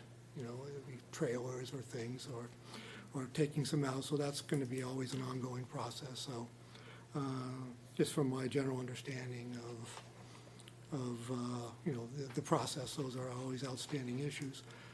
Now, again, since I'll mention this, is that, I don't know if it's me or not, but again, one of the issues that we have, it's with the motor vehicle phase out. There's two proposals, the current law by the General Assembly and the governor's proposal, which spreads it out a little bit more. I believe we should use what's current law, which is available. Again, if that changes, then that would be adjusting going down the line. And that's all I have for the assessor's report. Tax collector. As you know, the tax collector had a death in the family, so she is not here this evening. So, but her report's here, so if there's any questions, certainly I'm sure she'd be very happy to answer any questions that you may have. Just where do we stand on collection rate? We are, I'm just working on the January report now. At that point, we're at 76% collected. Okay. So we haven't hit fourth quarter yet. So. Thank you. Recycle solid waste.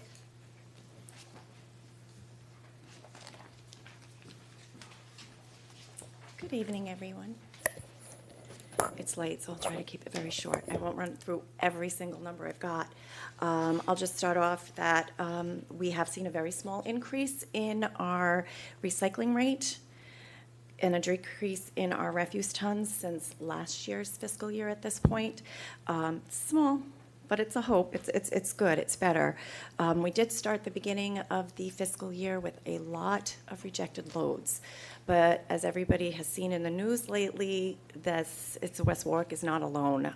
It has been a problem with a lot of municipalities and the way that Rhode Island Resource is rejecting loads at like a 10 to 30% rate of contamination. Good news is we've kind of trickled off. We haven't seen I'm not going to be you, as like a knock on wood, but we've been good so far in having all our recycling okay with all our tipping so far.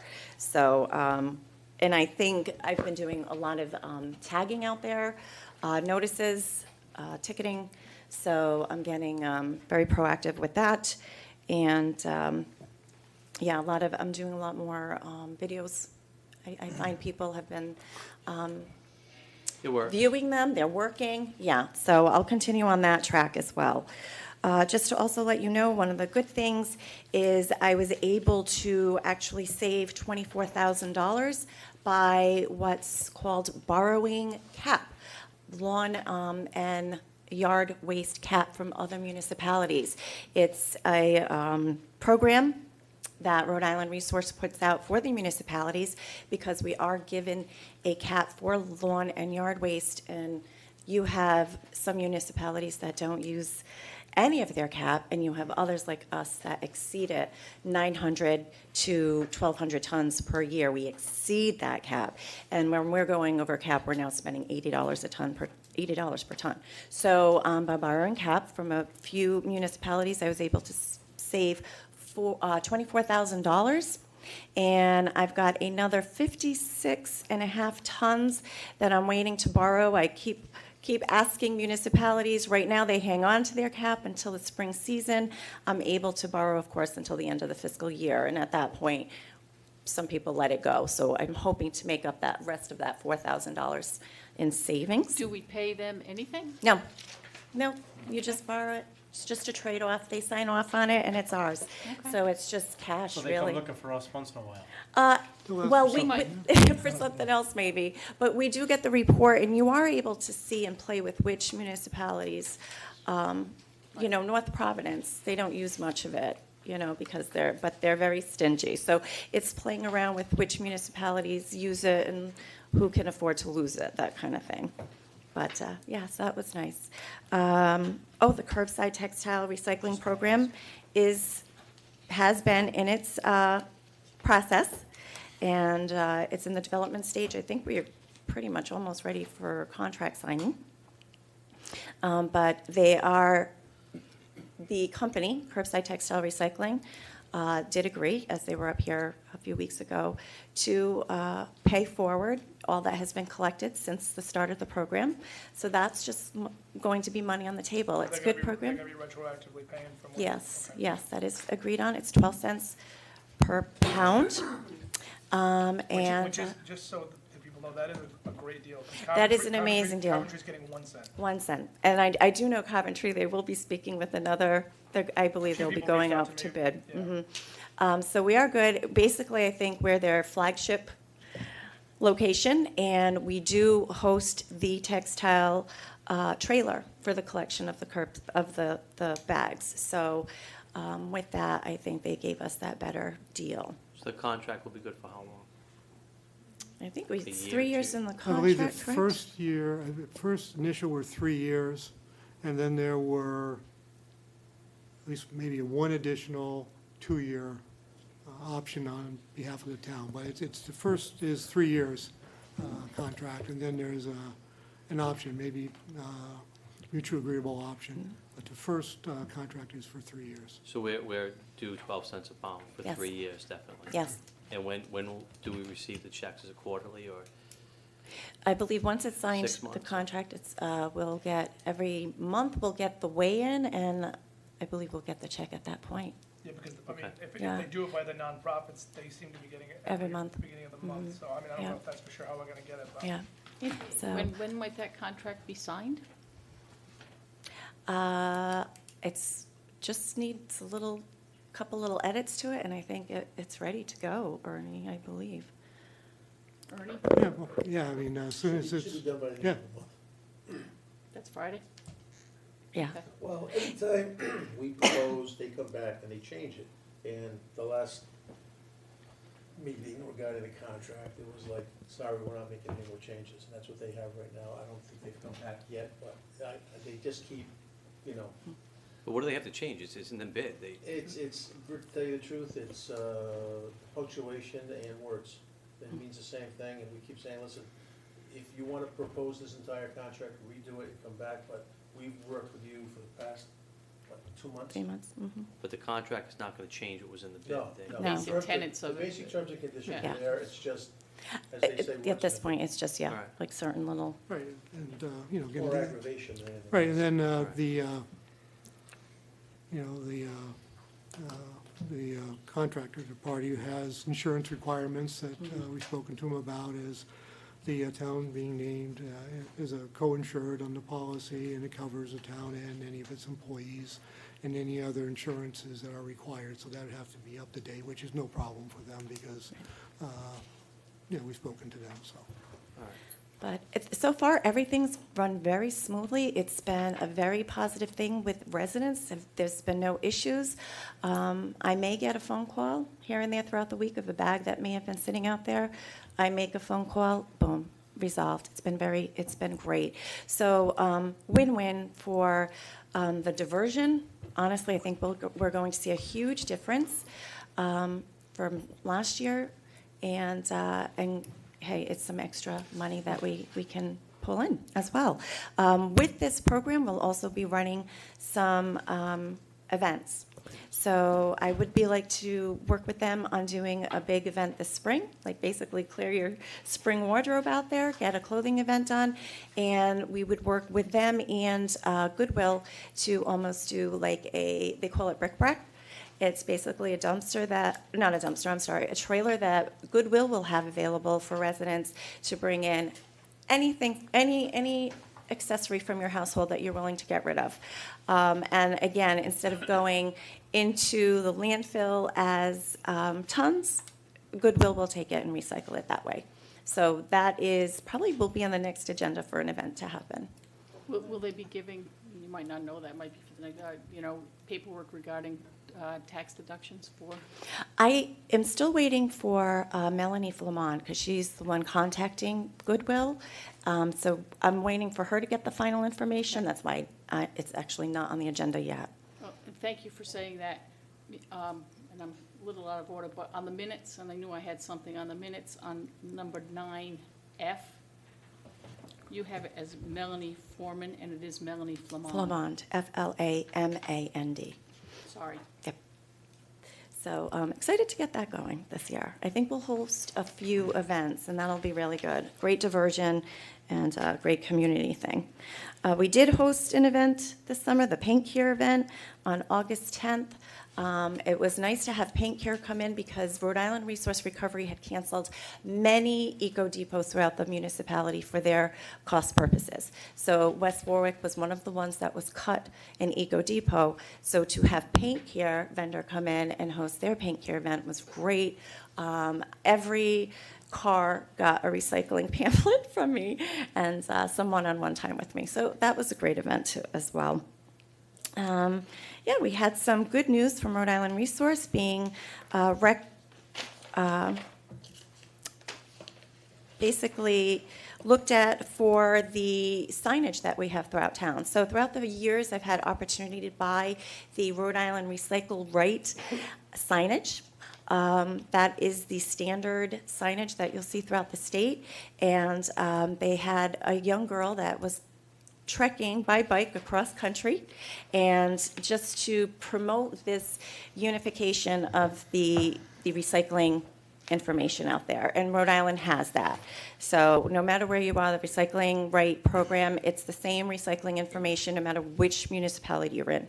So part of her trek was to trek throughout Rhode Island as well, and West Warwick was chosen for all the signage that we have throughout the area.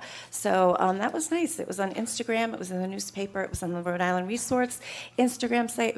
That was another really positive thing for our town.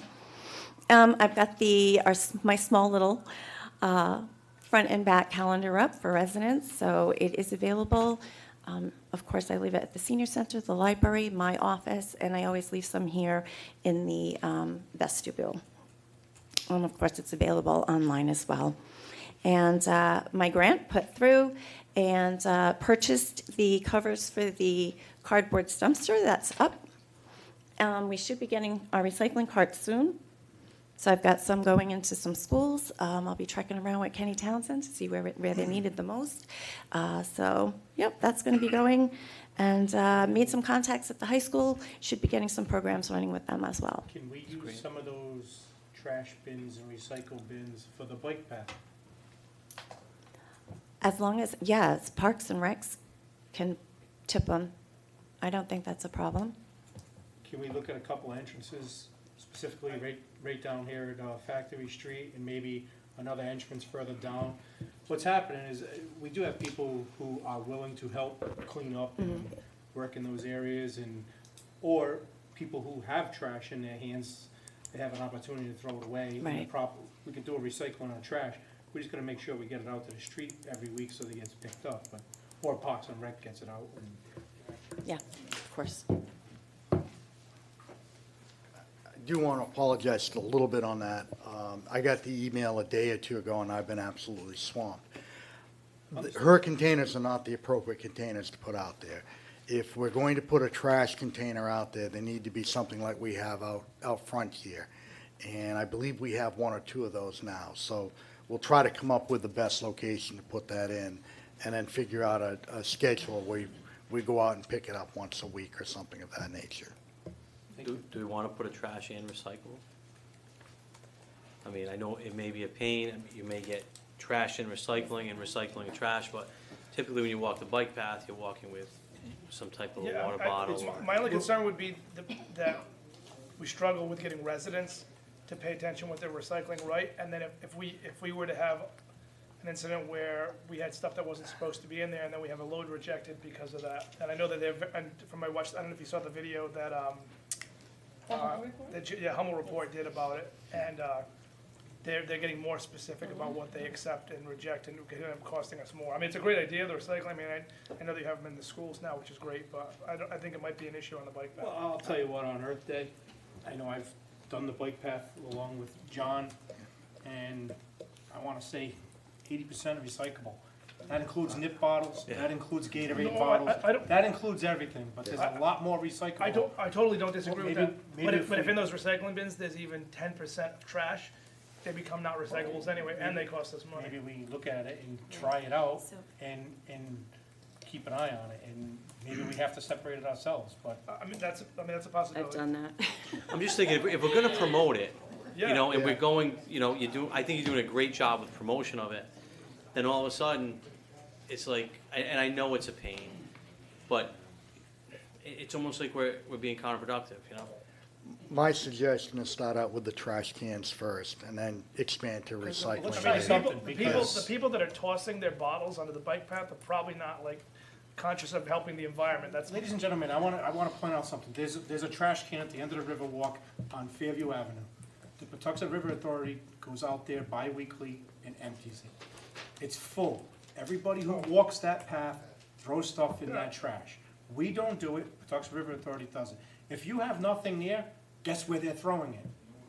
Wherever they Yeah. can. I walk a lot of If there's trails. something there, they'll take the decency. There are some residents that are taking the decency of walking that path And picking stuff and up on their own. grabbing Yeah, stuff you're on their downtime, Yeah. which, why wouldn't we supply some sort of garbage can? absolutely. Don and I, we can look Well, at this I'm agree with together. Bob. I think we I'm can saying definitely recycling address might be this an and issue. look I'm at not it saying together. trash cans. That's something we can look at. I will be And the working reason a why I lot said more. your cans is come Wednesday, whatever day it is, if it's right here on Yeah. Factory Street, instead of a Parks and Rec guy having to lift that can into the back of the truck, bring it down to your office, you could just put it out on the, just has to drive by, push it out On to the the curb. curb and drive away. Right. We drive by there how many times a day? It could be any town employee, not just somebody just puts it, somebody's responsibility All right, to that put would it be out there. something we'll put. And that's why, then put on I a just picks it discussion up and down. dumps it. It's, you know, if, Yeah. the other way of doing it, it's all manual labor. If you put it out there, you're gonna be responsible for going out there, picking up that garbage, replacing the bag, doing whatever. I just thought it was a no-brainer with the big wheels, and then you just put it out there. So, You could even we can just put it also out take on a that look at street, it. basically. Maybe I need more signs along the bike path.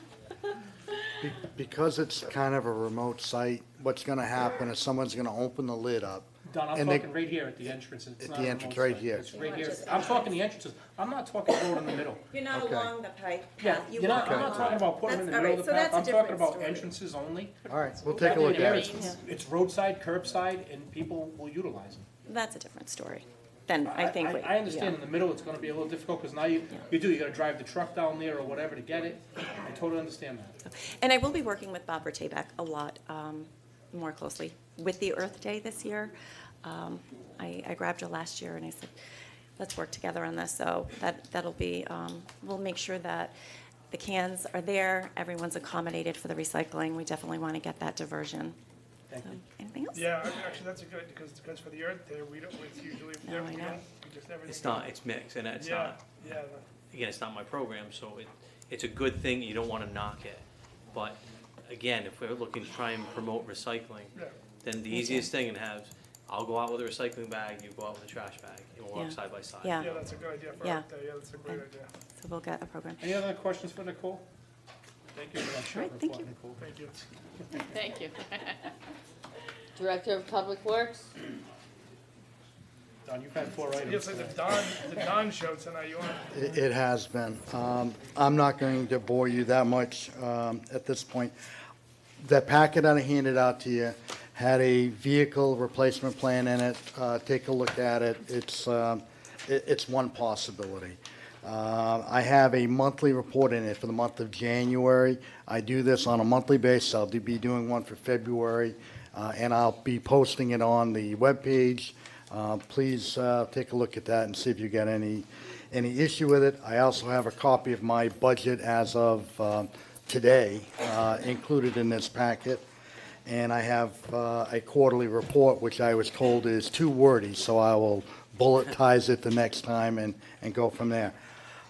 2 quick things. I have a youngster, his name is Nigel, and I didn't get his last name, but he's an Eagle Scout, and he wants to put mile markers, half-mile markers on the bike path. So we're trying to work on it. It's Stafford? Thank you.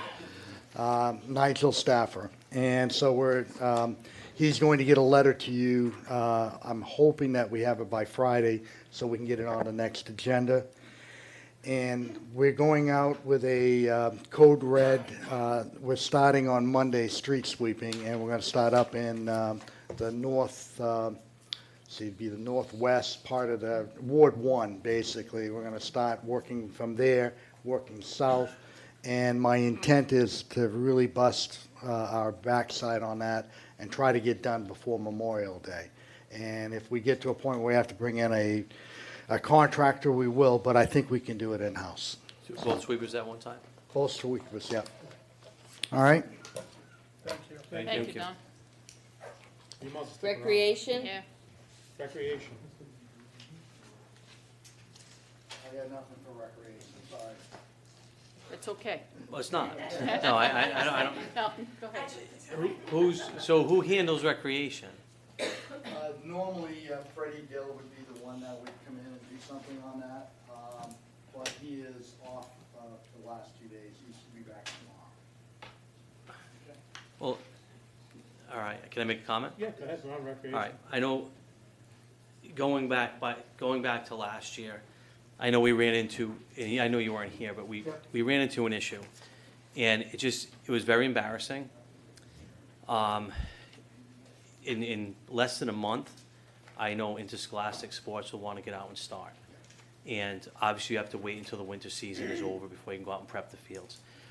But due to the fact we've had such a mild winter, I mean, if you drive around to any of the parks, they're in tough shape. And, you know, I'll speak about, you know, Ward 4. I think the Crompton Playground, the Crompton Park, I don't know why the leaves weren't picked up November, December, January, February.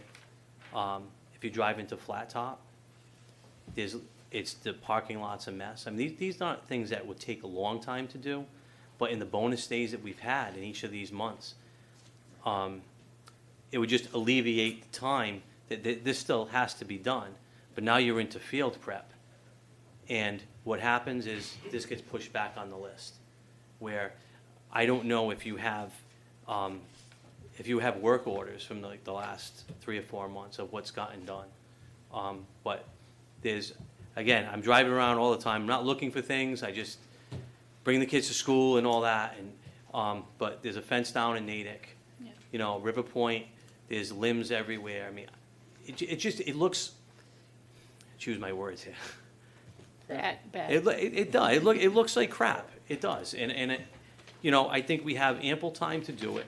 I know we're down people, but again, it was very embarrassing last year when people were calling about the condition of the fields. And I'm not gonna get into what people are being told, members of the leagues. I just don't wanna repeat, and I can't see that not being repeated right now. So, that's all I'm gonna say, I'll let you know with that. So I don't know if anybody else has anything to add, I know we were all part of that, so. You touched on most of it.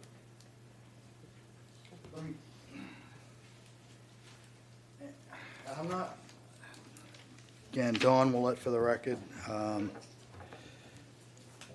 The last 2 months, DPW has cleaned up 5 cemeteries. I understand cemeteries were a real problem last year. They've done multiple signs. I'm going to say easily 20 or 30 signs.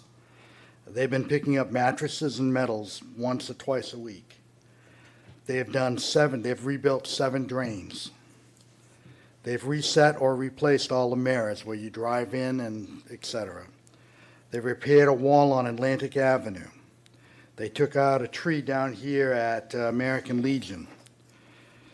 Christmas lights were slow. We took us a long time to get Arctic, and then it took us even longer to get Phoenix, and that's part of my newness to the town. I didn't realize that the lights were put up by 2 different groups. So we took care of Arctic, and then I got called about a week or 2 ago that, hey, the lights are still up in Phoenix, and so it took us a little bit of time to get that done. We had a sinkhole on Phoenix Avenue that we went out, dug up, and we're still looking at it to evaluate it to see. We could not find a hole, so we put new material in. It seems to be stable. We're going to pave that as soon as the paving's done. We got 2 nice cardboard covered containers.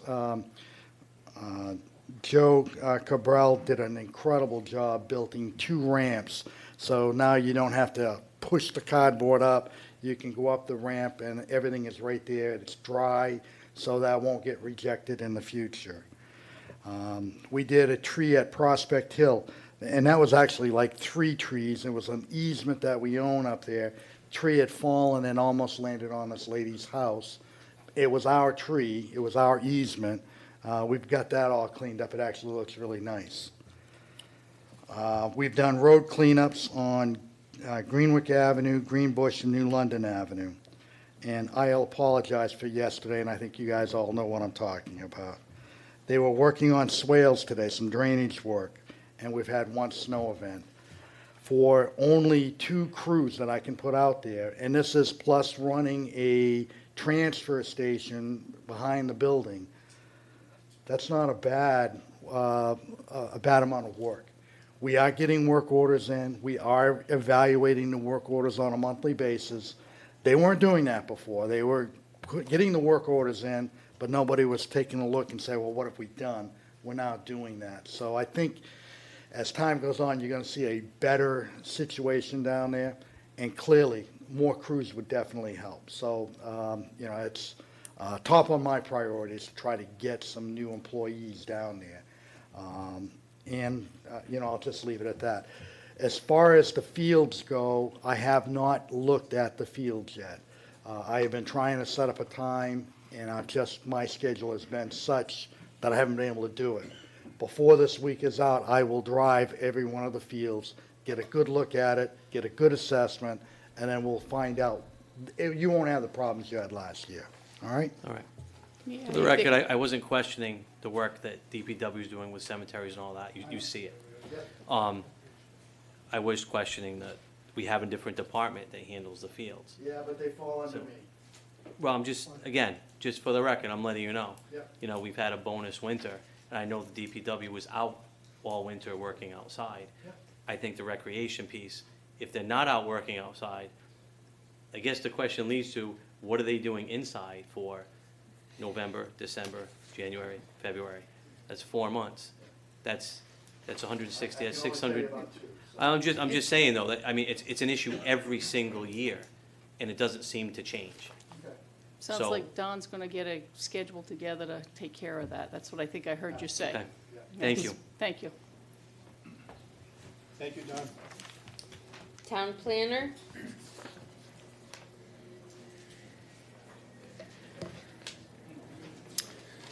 Council President, council members, I believe you received a copy of my report. I think it's dated from January, the last time we were together.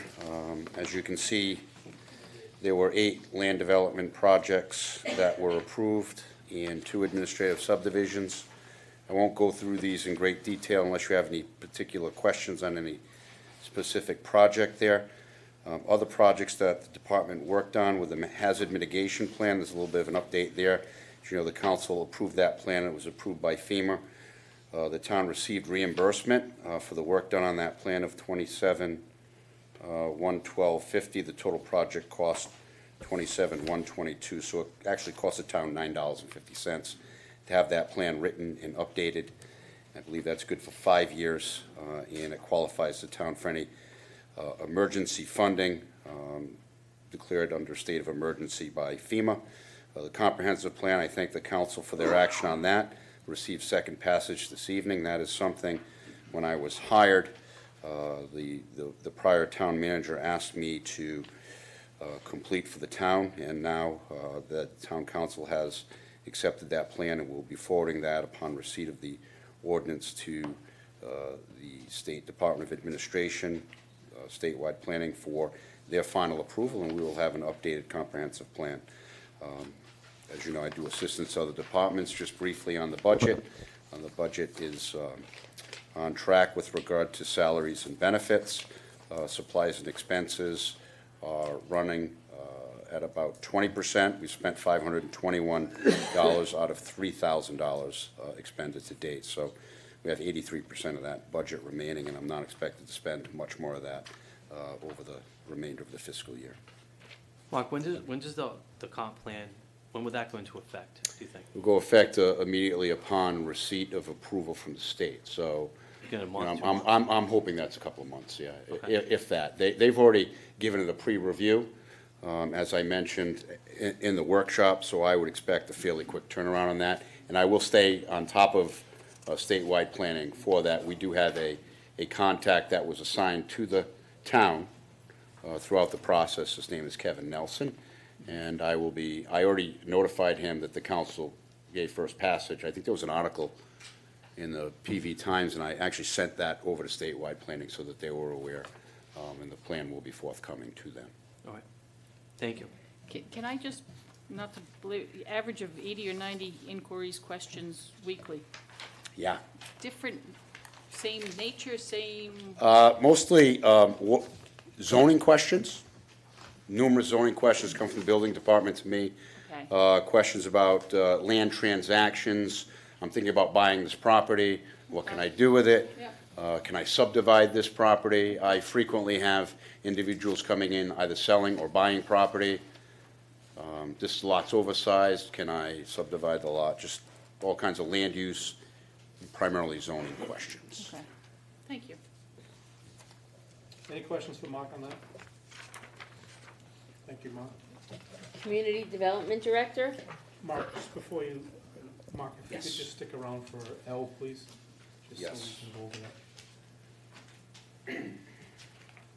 that. Community Development, Elaine is not able to be in attendance this evening, so you have her report. The only thing I would note is the early stages of planning have begun for the Brayton Street drainage project. You know, that's a large project from CDBG funds, and, you know, that's, the process has started, the planning process, environmental reviews. And that's all I have to say with community development. Thank you, Ernie. Also with this, I can reach out to Elaine, but the CDBG money for the two roads also, is that gonna be something that's gonna be looked at earlier in the year or later in the year? I think it was Harris Avenue and Church Street. Church Street, yeah. So is that, you know, we'll just follow up with Elaine. I know she's not here tonight, but. Right, I believe those are, you know, not as significant as far as engineering projects go. Yeah. So they may, you know, be done in a more timely fashion, but I will check and get you an answer. Right, 'cause when we they spent a lot of expect money those. already on Brayton with make sure, and I know Elaine's on top of it, but I know we had a lot of engineering studies already in place for that, so Right. hopefully we're using that. I think we spent about 70,000, if I remember correctly. So, about 25,000, one of the two, just two numbers in my head right there for that development. Right. Fire chief's not here tonight. Town clerk? Yes, yes. Oh, I can't see you, chief. Chief, come on up. Sure now. I don't have to, you know, it's quite late. Chief, it's getting so late, like you even here earlier talking to us. I was, it's all I didn't see you good. behind us. I feel bad, I didn't see him behind the woodwork. It's all good, it's all good. So, I did try to, put together an annual report. I'm sure you all had the opportunity to see. And I tried to structure it to, continue it ongoing every year. So we have mission statement, a little bit of history, the responses that we've done throughout the year. This year, our responses continue to increase every year. There's a sampling of the types of runs that the department has done, a brief overview of our staffing, and our apparatus purchase that we had, that you were so gracious and allowed us to get. We went through our training that we've done throughout the year. Each month, we do different trainings, kind of highlighted those, and listed the Fire Prevention Bureau and what they do, the inspections and types of investigations that they have done throughout the course of the year. And the same thing with the Communications Division. And then we touched on the budget, and the budget we just did up until halfway through the year. So, if there's any questions, I'd be happy to answer them. Apart from that, Any questions for the chief? No, very comprehensive. Thank you for being here tonight, chief. Nice to see you. Town clerk, this I did for just the first half of the fiscal year, 7/1 to 12/31. Just a basic rundown of what we've done for that time frame. If anybody has any questions? Any questions for the town clerk? Thank you. I'll be recusing myself for the next matter, so. Resolution authorizing the town manager to enter into an agreement with Cox Business Solutions for the activation and setup fees with 36 monthly charges for 2 surveillance cameras in front entrance to the town hall and lower level entrance adjacent to the rear parking lot for a total cost of $1,279.28, sponsored by Councilman Licciardi. Move the resolution. Second. All in favor? Aye. This is a follow-up to the previous meeting where we discussed the results of our review with the representative from Cox Business Solutions about the 2 outside cameras. One would be in the front entryway outside, covering the entrance as well as the sidewalk, crosswalk. There'll be one in the back, similar to the ones outside the police and fire station, which will cover the back door and adjacent area. So with the other 2 cameras in the back, that will pretty much be the entire back of the building and sidewalk, the parking lot. So what the request would be is if approved, then the agreement will be entered into, and then Cox will send their field people in to do the actual planning for the installation, so. Any discussion? Hearing none, all in favor? Aye. Aye, ayes have it. Presentation of individuals who are interested in participating on the Charter Review Committee and the next steps in forming the Charter Review Committee, sponsored by Council President Goslin. So as everybody can see that, the list has grown, from 9 to 16. So it's us as a council to determine which 9 on this list. I would, at this point, probably say that we are meeting next week. This could be a hefty discussion, per se. I would want to know how the council, and again, this is Yeah, we're something each that gonna we pick- only do every 10 years, Are we so- each gonna pick 9 and then see how many of them are similar? I mean, because Well, we I could- have mine 9, We but, could go through this one, I mean, I've gotten 11 circled, but I know we can only pick 9. But that's my preference. Your preference may be different. well, if we all, if we each pick 9 and 5 So- of us Well, have that the would same take person, all- that So would. let me ask you this. Could be one of 2 ways of doing this. You could submit your 9 and each individual, and then we can go, if they got 3, that's it. Or we can go one by one and vote one by one. Well, I think actually the first step is, I think we only have one, is that everyone has to, because people may decide they don't want to do this, so everyone needs to fill out an application and Mhm. have a background check. Yep. And Same that has, process. and the same Okay. process Does as that every have other to- committee that we do. So, I actually made enough copies that we can hand them to people and ask them to get them back ASAP, but without them, So, I don't know all the people on the list, so it would be difficult for me to make a Okay. judgment without having Correct. something in front of me correct, okay. to tell me what their expertise is, why they desire to be on it, why they want to be there, You so. also may want to add for this particular commission, their political affiliation on that, only so if there's an issue pertaining to what the town has versus what they think they are, that could be resolved. So can I get Yeah, too. I could tell you now, one individual messaged me today and said he's definitely unaffiliated and doesn't know why it's under Democrats. That's why those are important, because this particular issue, it is. He actually confirmed online too, so I'm Yeah. not sure. So where- my clarification with you is, it has to be evenly No. Nope. It doesn't have to be You evenly can't distributed. have any More than more than five. 5 of Right. one political party.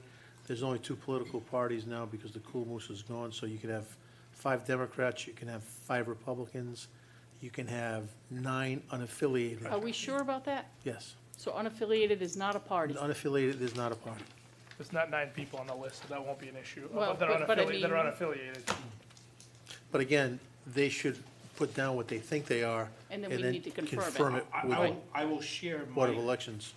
I'll share one right off the bat that I think should take in consideration. We gave the Republican chairman an opportunity to go on. I think we should let the Democratic chairman also be on. Well, that's a discussion, I You believe, know, you're that- right. But I'm just We should throwing that have- out there as those 2. If you have one, you should have the other. And then that's, Yes. you know, Is there a basis, though? I mean, I'm looking at, we're going to have applications in front of us. Yep. Everybody's going to have the opportunity to say why they want to be on here. We could very well have 16, and we're going to have 16 applications, 16 people to choose from.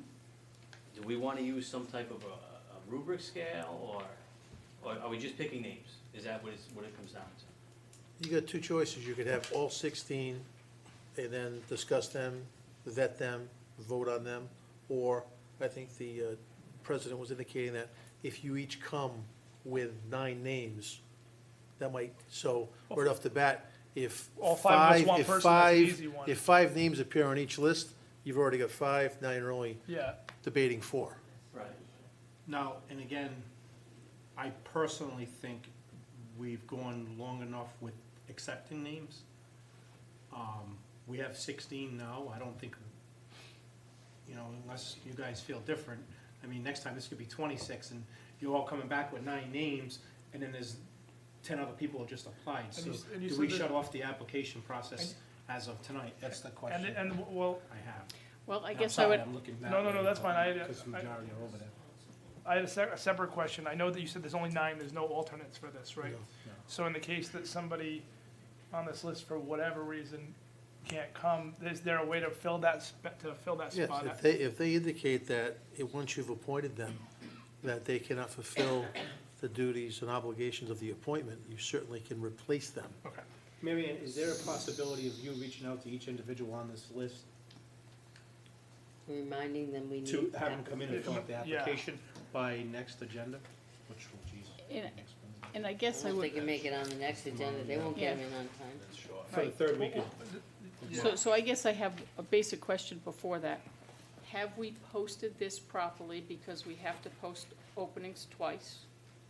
Has that officially happened? Do we need to do that in this particular case? I don't know the answer, I know what the This- charter says. This is not an ordinance, so as it relates to your precedents regarding other commissions, usually they're ongoing. There's nothing in the charter that says you have to post this 2 times, 3 times, or 4 times. This Because once they're particular, done, yeah, at the end this, of this year, it's abolished. Wait, why so can't we? you're talking about this particular, because that's what we do for the other committees that, Other committees, if you want Okay. to say, if you want to follow the They're same, recurring. all right, yeah, they're always in flux anyway, Yep. because things are coming up. Since this is every 10 years, normally you're going to get interested parties. It's been, I think, on the agenda twice. it has. I think you guys have 16 names, you only need 9 people, and time is of the essence, because remember, you've got a very short porch of time to put things put on the ballot. And we asked, do we have that? We were gonna take the date and talk to Secretary of State and find out when it, have we done that?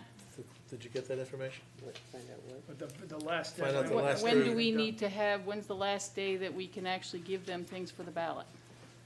For November? Correct. No, no, we've got 2 issues. Don't, Right. you've got the charter review is gonna be heard on the November election, not the financial town meeting, correct? Yes. Correct. Okay, so it's gonna be the November election, which I usually is like 6 weeks after, so the primary is usually the first week or 2 of September.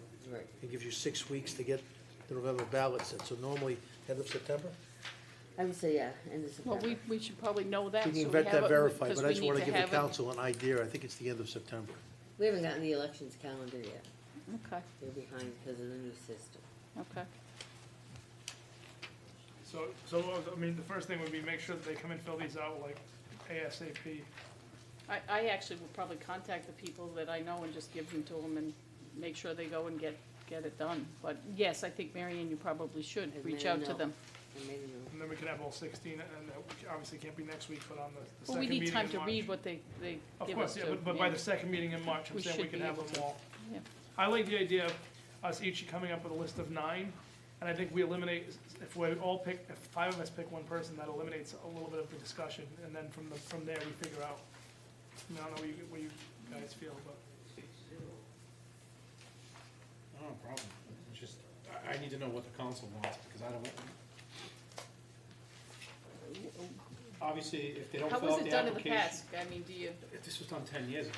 yeah, well, Normally you're fighting for membership, like every other commission, so. to I have mean, an abundance of people interested. Yeah, okay. I think the first time, back in the late 80s, there might have been 30 people trying to get on the 9-member commission, but I don't think it's ever exceeded more than 10 or 11 in the last 2 Okay. go-rounds. So, I mean, again, it's been out and about for about a month.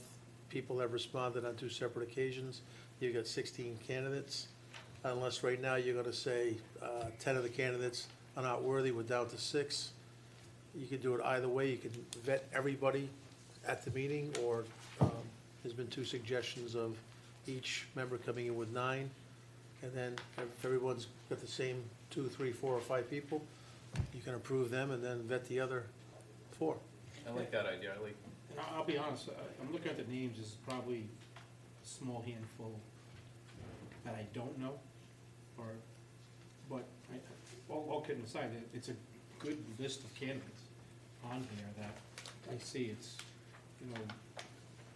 David Gapo, Alan Barak, Alan's on a board, Dave served numerous things in town, former Councilman Giroux, former Chief Joe Barris, Anna Spodnik, Matt Raish, Felix Apollonia, Christopher Black, I can't speak upon, Judy Olet, I know that was Councilwoman Williamson's, Angelo Padula was a former council member, Chris Boucher, he's the Republican chair, Richard Banks has been very involved with the community, Jack Lancelota, very involved with the community. Mary Flynn Bergeron, very involved with the community. Her family's very involved with the community. Her brother was actually a former councilman. Francis J. Flynn, I'm not sure if that's the same relation.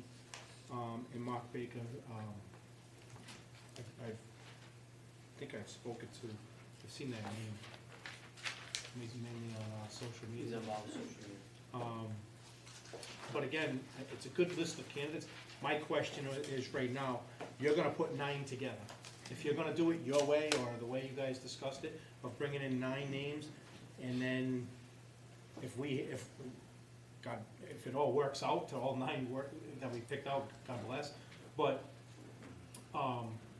my question is now, we have 16 names, and we're gonna sit here, we're gonna pick our 9 names, and then all of a sudden, 3 more people put in over the past week. No, I mean, I think it's all right to Or close up 2 the weeks, that's what I'm asking, registration. we close off the applications item. Does anybody else have any names? Good That's- list. No, we don't need it. I mean, No, I think That's what I'm saying, I don't want you guys to work on 9, all of a sudden, 2 other guys put their name in, or ladies that put their name in, and you might think they're better at that. You know, I just don't wanna, I don't wanna keep it going. There's gotta be a shut off sometime. I think that, I mean, I don't think we need to add any more at this point. I mean, unless somebody knows somebody that's not on this list right now that they wanna add. Alan, do you have a comment on this? Alan Palazzo, 5 Robin Lane, and I'm just wondering, I keep hearing 9 over and over again. Is that in some resolution that you listed? Or is The charter itself, the charter itself says no more than 9? right.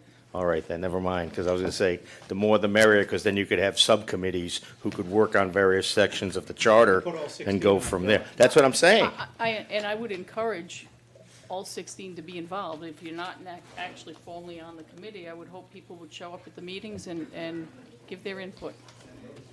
I was just wondering on the number of 9. I was saying, you No, got that's in the- 16, that's in the take them charter. all. Okay. Yeah. For the record, Councilman D'Amico had to go, he wasn't feeling too hot. Hopefully he didn't pass on whatever he has. Exactly right. So when do we need this?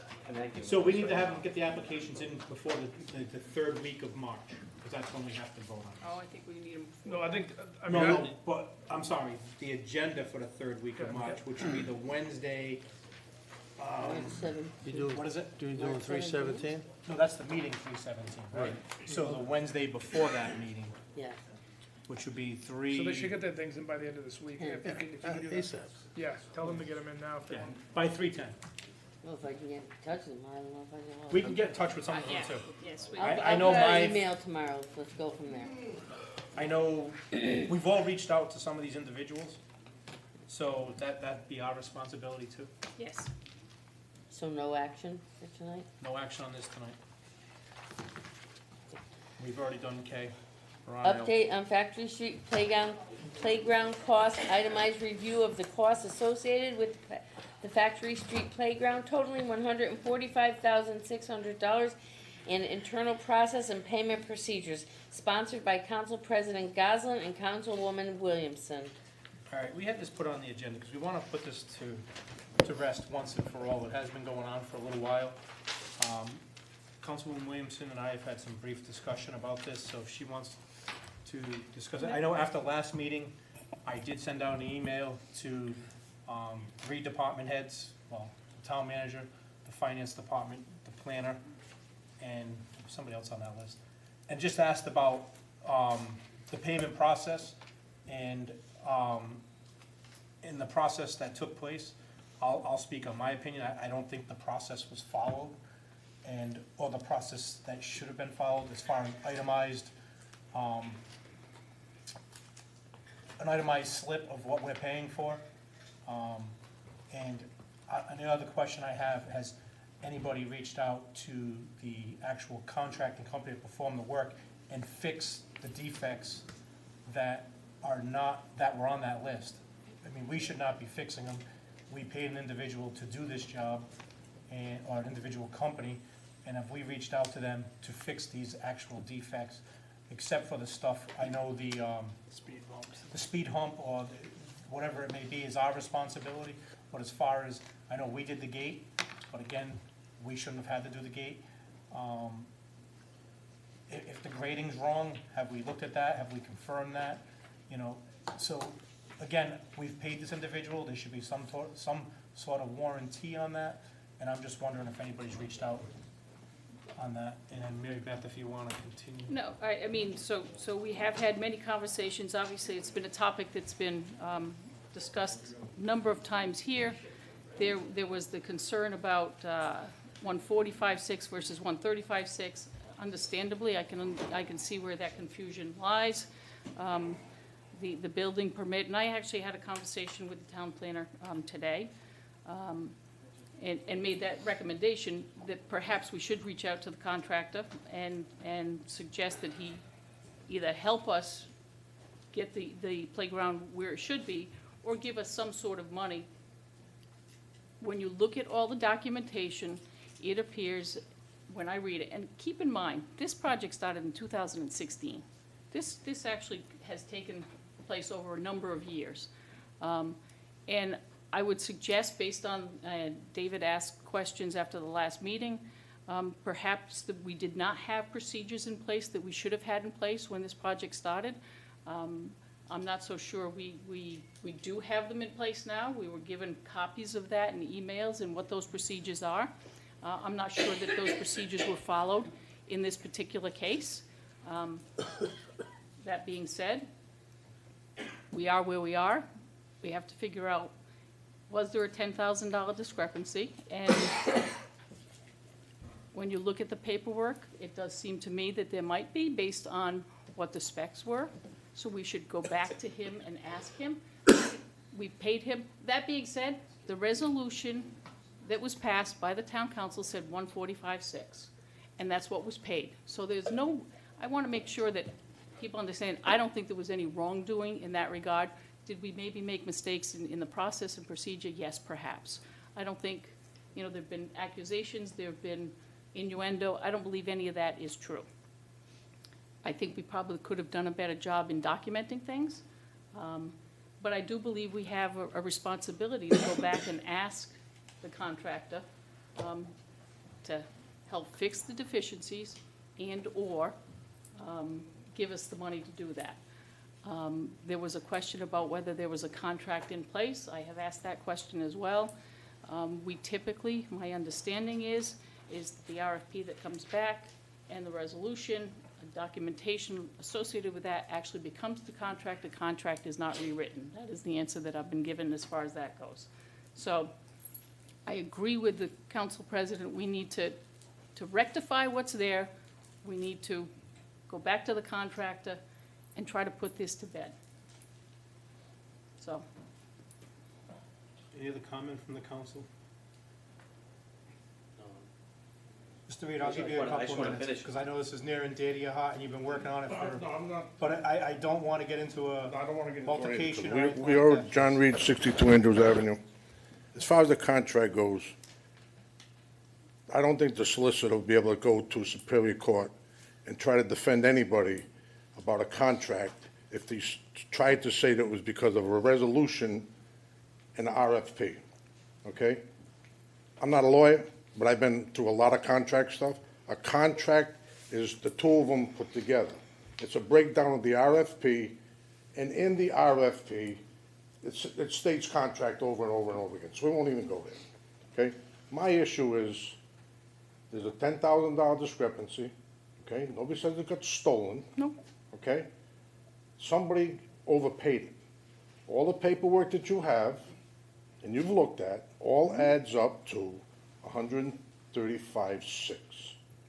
You can't dispute that. It's undisputed.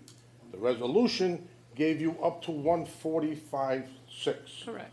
Okay? It came in $10,000 under. Last week, we got to hear that a fence and mulch wasn't in the resolution. Okay? You heard my opinion on that. I also showed you the documents that prove me right, and I don't know the guy that wrote this thing really interpreted it from, but that's fine.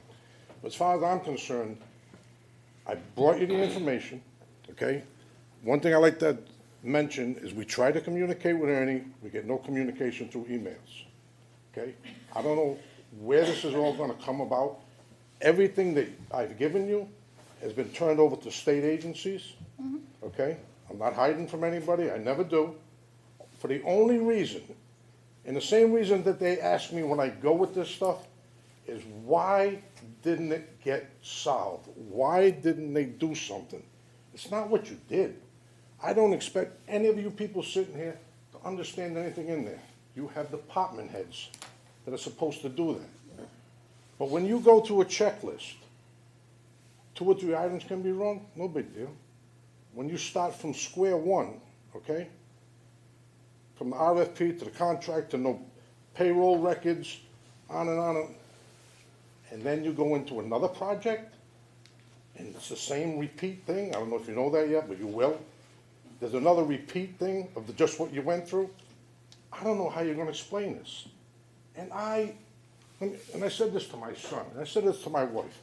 I said, if I had to sit on that council, and I had to have somebody like me come up and prove how incompetent people are in this town, I would be so embarrassed I would have somebody's head. Because you people don't deserve to listen to me. But you can't say anything because it's black and white papers from the town. There ain't one damn thing in there that John Reed wrote. Can you disagree? Please. I can take, if I'm wrong, I'm man enough to say I'm wrong. Anybody? The documents that you have, I know, and we all have, because we actually have had conversations internally, there is clearly a question as to the cost. There is no doubt about that. And like we said, Have I been told that people have gone back to the contractor a year and a half ago? I'm told that happened. well, whatever happened there? Mr. Reed? Yeah. But, as I said, it is my recommendation, and I'd be happy to do it myself, or if we need to have the solicitor do it, or however that we go back to the contractor to have that conversation and find out why this happened. And I agree with you, the RFP, second part, construction and installation clearly includes fence and ground cover. There is no doubt about that. There is no question about that. So that's a conversation that I would like to have, or I would like the council to have, or on behalf of the council. And Well, I don't mean to interrupt, but this is like a corporation, quick. Us, the little people, okay, we're just the shareholders. We depend on you people to be the board of directors, okay? You appoint people that you believe are gonna run this corporation properly, okay? When those people that you appoint fail you or lie to you, the common practice is hit the road, okay? And I'm gonna repeat this, and it's too late, okay? It's not what you did, it's why you didn't do anything. Numerous. It's about a list this long, gentlemen, okay? And I've been here, I've done it, I've given it to you, I've had private conversations with you. People wanna know why there's no recourse. So, Mr. Reed, I just want to point out one thing. When you're saying we, the council, need to get rid of incompetent or whatever it may be, there's only 3 people that the council has the power to fire. The rest is up to the town manager. And that is the solicitor, the town clerk, and the town manager. Those 3 right there. So if anybody else has incompetence, that's something that the town manager has to address and deal with. And if he is dealing, wait a minute, and if he is dealing with that individual or individuals, unfortunately, he is not gonna tell you that under the act of their privacy. So, again, you don't know, I may not know, there may be some discipline going on. Again, that's something, but you may never hear about it. I may not know. Okay, so I just want to point that out to you. I can And I probably thank tell you by for, seeing faces if they're still here. and I thank you for bringing it to the council, and, you know, did we listen at first? We were trying to get through everything. Do I listen to every single thing? Absolutely not, but do I look into it? Everything you've given me, everything that you, even though you might not think so, I have looked into, I have sent emails, I have asked questions. I might not do it here, but I have done it right after the last meeting. I've sent an email asking how this happened, how the check went out. I got the process in place. I personally, the process in place is a good process.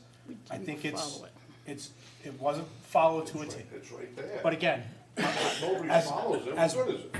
we're admitting it here, there was a procedure policy that was not followed, and hopefully we can resolve this mistake. But then, what about if it's repetitive? And it's got a long track history going back. Well, Okay. that's something the town manager has to deal And with. I know who you can appoint, McKinney.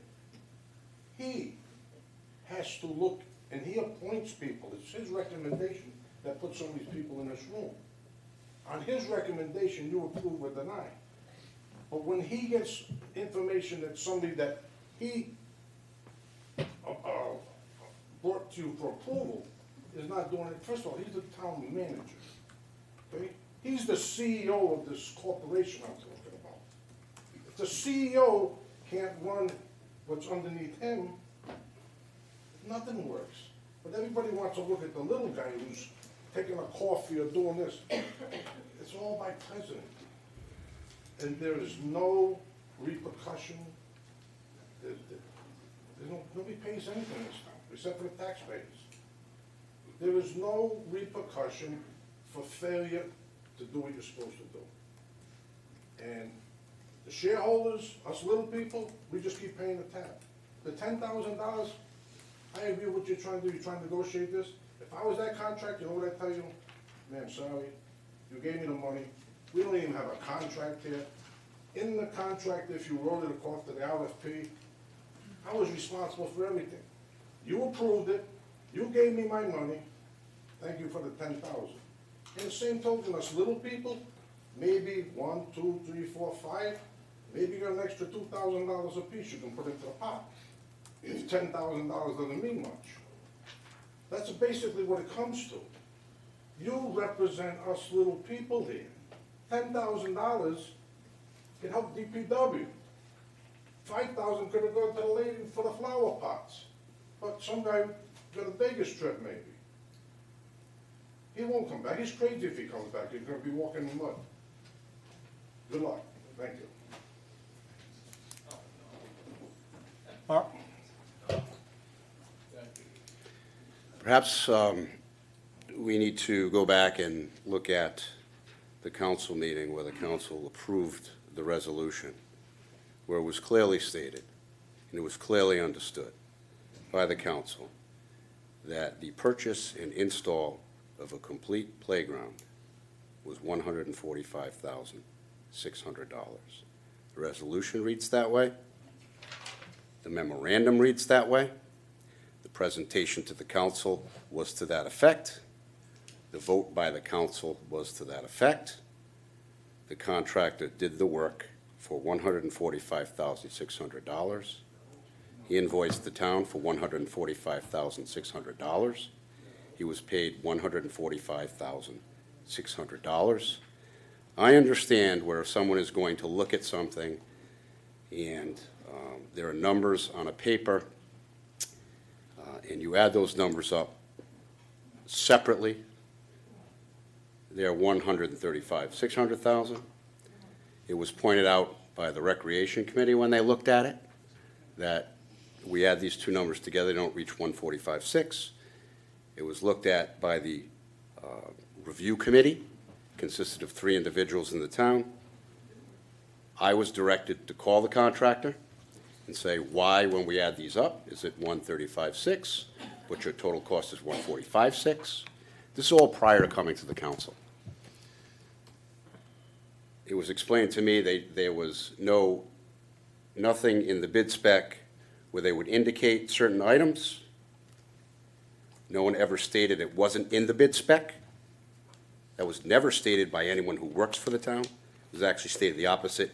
It was in the bid spec, clearly stated by me, and that the explanation to staff was the $10,000 is for the ground cover and the fencing. The committee brought that information. The committee made a recommendation to the council. The council approved the total project for 145.6. It's clear. Now, after the fact, if you want to look at it and say the numbers don't add up, yes, they didn't add up at the beginning. An inquiry was made, an explanation was made, a presentation was made to the council. The explanation was made to the council. The explanation has been made to the council on several occasions by me, in a public forum, in writing, in documentation, from the contractor in an email, verbally to me from the contractor on multiple occasions. The fact of the matter is, he bid 145.6 for a complete playground. That's what he built. Is there an issue with the grading of the playground? I believe there is. We don't know exactly what that is. We're investigating that. Should we determine that work needs to be done to resolve that, which it may be, we could certainly go back to the contractor and say, this was what you were supposed to install. It's off by this. Will you repair it for us? We're not at that stage yet. Or will you contribute, contribute to that solution? We're not at that stage yet. There are other things we need to do that were going to be done by the town. That's the handicap parking. That had nothing to do with the contract or the contractor. That was not a bid spec. That is something that the town was going to be responsible for, is still responsible for, and intends to follow through this spring. And Mark, everything you said here, everything Mr. Reed said, taken into consideration, the one major thing I find that's wrong is, and it is the department head's responsibility of the project, to have that invoice submitted to the finance department. And in my opinion, they should have a detailed invoice, and that's one major thing that I've seen that was done wrong.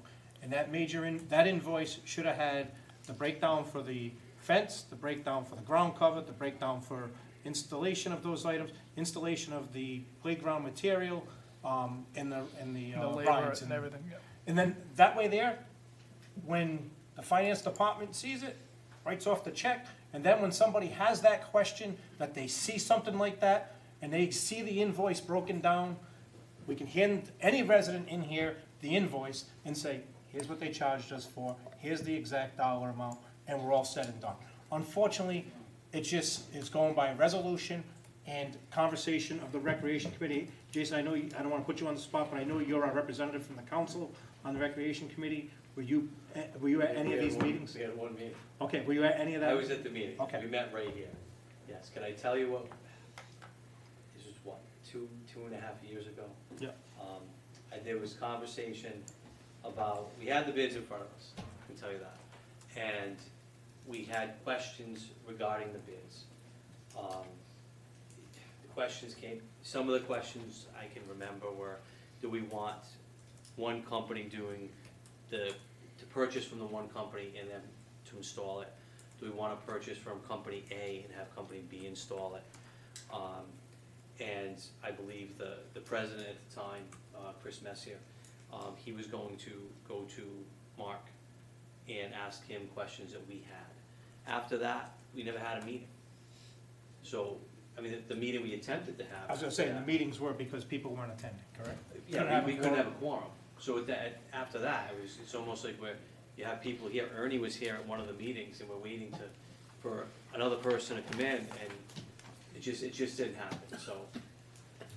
I do think the commission is important, again. And I want to point out one other thing that, we've had discussion. Mark, this was thrown in your lap. I'm going to be honest with you. It was thrown in your lap because we were in mix of directors, interim directors. This should have been a DPW function, a Parks and Rec function. Mark got left and thrown at him. So, I mean, and that's where I'm going to leave that. But again, I just think if we had the invoice with a detailed invoice, and I know they had, and then I know they had their own personal issues with debts and whatever else, that company. So, and that's all information that's not out there. I mean, but again, and I'll use Cardi Corporation. If somebody passes away in their corporation, they're still going to give us, somebody else is going to give us a detailed invoice. And that's the responsibility. So the only thing I ask, going forward, that when we run into things like this, that there should be detailed invoices, which I think that's in part of your process now, Kristen, for the most part. So we don't run into this. So, you know, it is an embarrassment because the amount of time that you've spent on it, they've spent on it, we've spent on it, just to get the answers was hours and hours and hours and hours. Time to be spent And on a lot of other things. we could have spent actually a lot of time on a lot of things. So, Alan, I'll give you a couple of minutes, but. I'm gonna be really quick, Dave. Alan Palazzo, 5 Robin Lane, West Warwick, and my issue here, there is an issue in the procedures. However, Mr. Carullo has cited both the resolution and that RFP. Both of them clearly state they're not ambiguous, ADA compliant. That law was passed in 2010. It was in effect for anything built after 2012, I believe. And clearly, this was after that period of time. That's my concern, and I am going to pursue that one. But you all say, hey, we've got everything in place, it's being fixed. I was here 2 weeks ago, and I talked about River Point, and that also says ADA compliant. And if you people think that that is anywhere close to ADA compliant, I want to know what you've been drinking or smoking, because I want to buy some. So Chief. Alan, just for the record, we've inquired, we've inspected it. As of the last time, I think you bumped into each other at that playground, and that inspector was there at that time. He's told us what we have to address, and, again, because it was built, when it was built, you remember, there was a playground there for years, and because when it was built to be ADA compliant, because it is after 2012. There is a couple of things that we are gonna have addressed, and Don, I think, has worked with the planner and group that we're gonna have addressed, and before springtime or early spring, they will be resolved. Mr. Goslin, you can go online. Massachusetts has a great website on this. However, there is an ADA checklist. The village idiot could look at it, make sure all the blocks are checked, and proceed. And what I saw that day, it doesn't look like it was even touched. 6 months after I first raised the issue on Factory Street. It's been 7 months since I filed a complaint with the Governor's Commission, and I'm about to engage. And if you understand the term Navy, what engagement means, stand by. I believe, actually, Ernie, you have had conversations with and have information back and forth with the governor's office? Yes, we've been in constant contact with them. Can you give a little So, update on that? So the last correspondence was, we've had both playgrounds surveyed. The River Point was brought to the Governor's Commission either the day of or second day. So we alerted them to that playground, and there are some issues there that, my understanding, are not huge or significant or costly. So we've been in contact with them, and we've indicated that they've been surveyed, plans are being developed, and once they are, as we said, we'll send them to the commission for their review and comment. Once they finalize those, then we will put that together. So again, we will do what's necessary to make those playgrounds compliant. Now, again, there's other things. We've been told we don't need these heavy mats. You don't need those. You can have a better layering of the material and more often. So again, that's going to be what we're going to be looking at, and we will review that and do what we need to do. And we will, but there is some merit to the discussion that we should have probably had the checklist in place Well, first of as all, we I agree. started. Well, again- So that's Yeah, I agree. neither here But nor when you there. look at these projects, the Yep. major projects, they're all run by engineers. They have that completely done, they have it in place. Again, these are some projects that are not done that way. And these are projects that, again, who's responsible? The actual responsible person for playgrounds in the charter is the recreation director. That's who's responsible for all playgrounds. Again, we have we are such a small organization, everyone has to take a bit of the issue There's, and try to resolve it. there's no Again, doubt about that. You know, when the comment was made, oh, you're purchasing, or you're a purchasing director, again, we have none. So, again, there are many things that, you know, should be done, but So the sad thing here is, this was actually, we wanted to put playgrounds in for the betterment of the community. Correct. And this has turned into something, so maybe we need to make a conscious decision. If we don't have the resources to handle something the way we should up front, maybe we have to step back and say, despite the fact it would be a good thing for the community, is it turning into something that's not? So if we can, Exactly. if we can approach a project and know what our resources are, what our capabilities are up front, we'll probably be much better off. I agree, I agree. Going back to her point, I know Mark and I had numerous emails going back and forth with the contract, that's a different contractor, by the way, and about putting the membrane instead of the wood chips, and, because I thought it'd be better down there, less maintenance, less headaches. It is a little more compliant, but the price of that is just gonna put us way over budget. You wouldn't do a project. We would not have gotten the playground put in, and reminder that a lot of that money came from the health and equity zone that helped us get that grant, which had to be utilized by a certain date also. So with that being said, you know, unfortunately, we are gonna fix some things down there. Children are gonna be able to use it. And that's the other thing that was brought to my attention. There's different type of handicaps. And, you know, unfortunately, wheelchairs are very difficult to go in there, I think, and I think you brought that conversation up a couple of times during the construction. From day one, but it is compliant, but I said that from day one. I mean, I know last year, I got to use that. The chips are compliant. So, again, let's not get into going back and forth, thank you, Pete. I lost my train of thought. Basically, a lot of children are using it. Right. Again, we gotta make sure it's accessible to every child and adult and whatever it may be, and we'll get through that. And, We will you get know, through it. so I just wanna get this to rest, make sure we're following the policies, and that's a responsibility of you as a town manager Right. and the department heads. You can bring that up at your next staff meeting, but, you know, we gotta make sure that we're following our own policies too. Because, like I said, if we just had a detailed invoice, this would have been shut down 3, 4, 5 months ago and would not have had this discussion and had to keep asking. Because each and every one of us had our own questions. Each and every one of us were asking all of you what's going on. And like I said, I just want to avoid it. Mr. Oates, this is the last comment I'll take on this, and we're gonna. Thank you. Just a quick question. Tom Oates, Colonial Way. Who were the engineers involved in these two projects?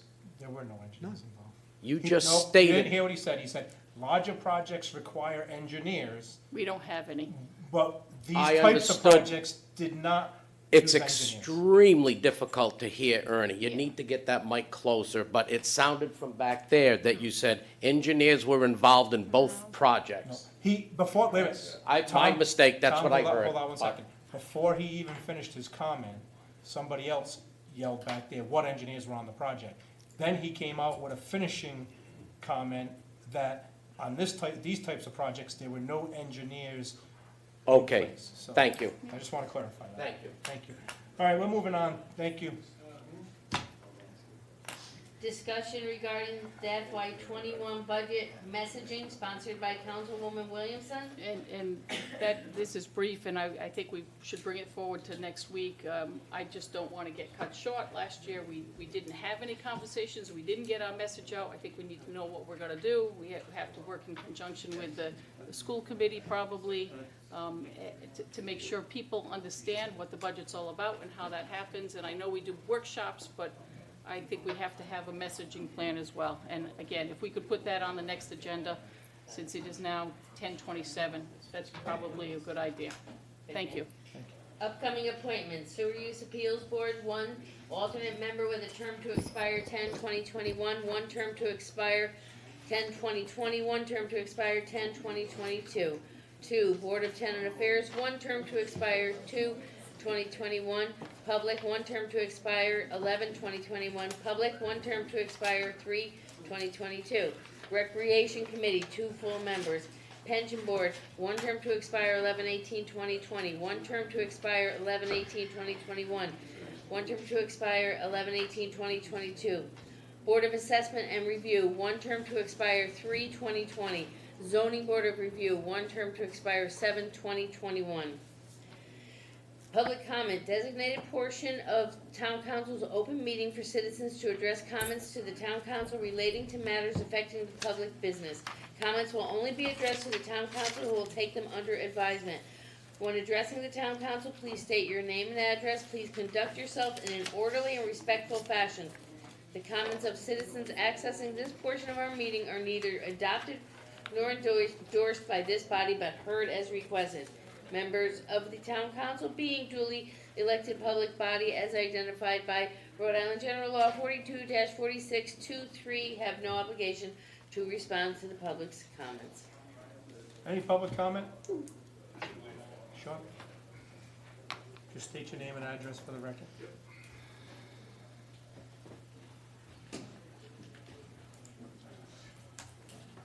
Sean Riley, 18 Elbow Street.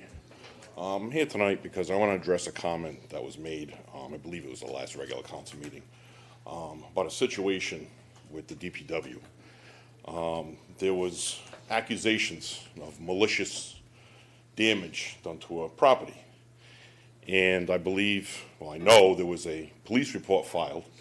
I believe there was said Councilman Licciardi has video, and there was also pictures taken of said property.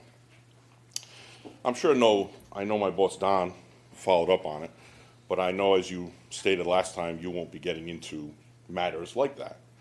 What I'd like to clear the air, that there's no follow-up needed, because it never happened. It was a completely fabricated story, and I know this because I'm the man who delivered the bins along with another employee. We were told our assignment, we were told nothing of history, we were told nothing of the problems that were had. We were said to take 2 bins to 44 Colonial Way, Colonial Road, whatever it is. Old Carriage. I'm sorry, Old Carriage. Your home is Colonial. I apologize. We pulled up. We parked at the end of the driveway. The other laborer got out, brought the 2 bins up, took the 2 bins back, drove away. Never even stepped on the property. When our boss went to check it out, there was no question about it. We drive big dump trucks with 4 wheels on the back. In this weather, if you would have driven on a lawn, you would have destroyed it. There would have been no doubt. And what's frustrating to me is that we take heat all the time, whether it's from the public, in the newspaper, on the internet, if it's a council person, if it's a manager, whoever it is, we take heat all the time. We deal with it. It is what it is. It's part of the job. But to have someone come up here and completely fabricate a story, basically lie, whether he had the truth or not, that's fine. Don't come up here and say it's truth, because it puts a very bad light on us. And anybody who doesn't know us, who's watching at home, is going to make that assumption that we did this. You got a group of guys, we're all here. This is all we got. We got half a department, and we're trying to make things work. Trying. Don will tell you. We got nothing. And we know what's going on behind the scenes with all the stuff, and it is so disheartening to have to see that. And I know it wasn't necessarily through you, it was addressed to you. But I just want to make the record clear, because I waited, this whole meeting, we waited for somebody to come up here and say they were wrong. Or once it was looked into, it was wrong. And it didn't happen. So that's why I'm here, just to clear the air. And that's all I got. So So, I Sean, appreciate it. I will tell you that I spoke to other individuals afterwards, and they described your wheels, 4 wheels over the lawn. There's no 4 wheels over the lawn. It was 2 wheels. But out of all that, I want to be honest, they told me who was driving. At that point, I totally agree with you. I know you personally. I've known you for many years. I don't think you would ever do that.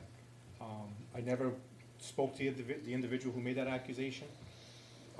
But knowing you as a person, I can honestly say I don't think you would ever do something like that. No, and I mean, you know, I say that for myself too. It hurts me more because it was me. But I can't imagine that a DPW employee in the middle of the day with a mock truck is gonna start doing donuts and right-hand turns and everything else that was done over there in that yard. It just makes no sense. It's just a very childish thing to accuse, so. Well, if I could address you, I'm the individual that, made. That morning at approximately 9 a.m., I was at my dad's house to get paperwork for taxes. And the little barrels were still right against the garage door where I put them. And I got my paperwork and left, and there was a question about when this was gonna get done, and it hadn't been done yet. I really needed it to get done because we had a lot of things to clear out of this house. My dad had just passed away. So 9 a.m., barrels are still there. I come back, it must have been about 2 in the afternoon, and as I'm coming down the hill, I can see the barrels have been swapped out. And I said, great, I'll slide those in the garage. And as I pull down, I see these ruts where somebody between 9 a.m. and 2 p.m., you could see the tire tracks in the road that looped around a left-hand turn over one side of the lawn, across the driveway, and off the other side of the lawn. And it was a truck because, as you know, there's a drop from the lawn onto the road. If it was an automobile, it would have tore up the bottom of the car, it would have crushed the whole lawn. So it was a truck. Now, you're saying it was one of those big 4-wheel dump trucks, or those 6-wheel dump trucks. That's not the truck that went, not the vehicle that went over. It was definitely a pickup truck, the way I could see it. I mean, the tracks are there, the ruts are still in that yard. And if it was a dump truck, and the reason I wanted to report it, because it's obvious that somebody between 9 and 2 drove over that lawn. That's a given. They're all elderly people in this neighborhood, and nobody has cameras, and even the apartment place across the street. So it's a coincidental thing, and I thought I would bring it to the attention that if this happened, maybe someone needs to be spoken to. Now, this is the first I hear that it was a big truck. Now, there had been an issue a number of years ago, probably none of you guys were even there, when one of the plows tore that whole yard up all the way to the fence and did about $40,000 worth of damage. They pulled all the pipes out of the ground and so on and so forth. That was a number of years ago, maybe 15 or 20 years ago. And the town, no questions asked, they came and they replaced everything in the springtime.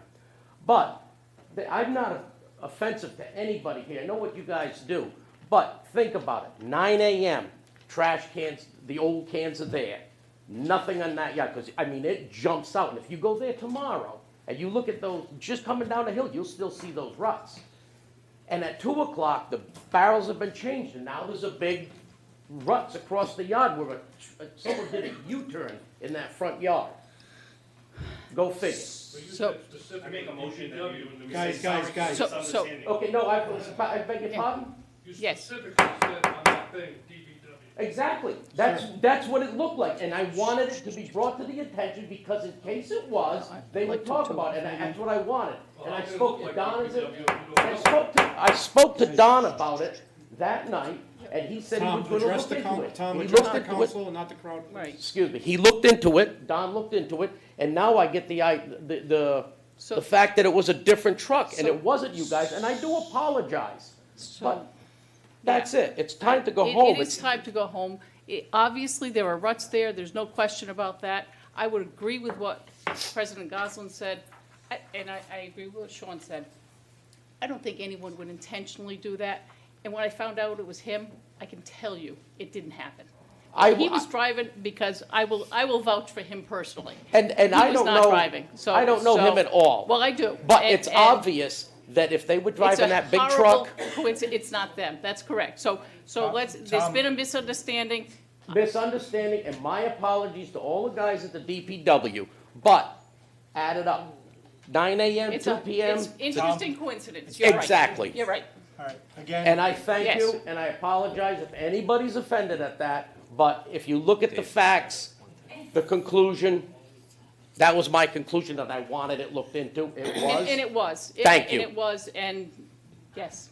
Thank you. Sean, thank you for coming tonight. And I appreciate it. Hey, hang on, one second. I know, believe me, I want to go home too. But you mentioned my name came up.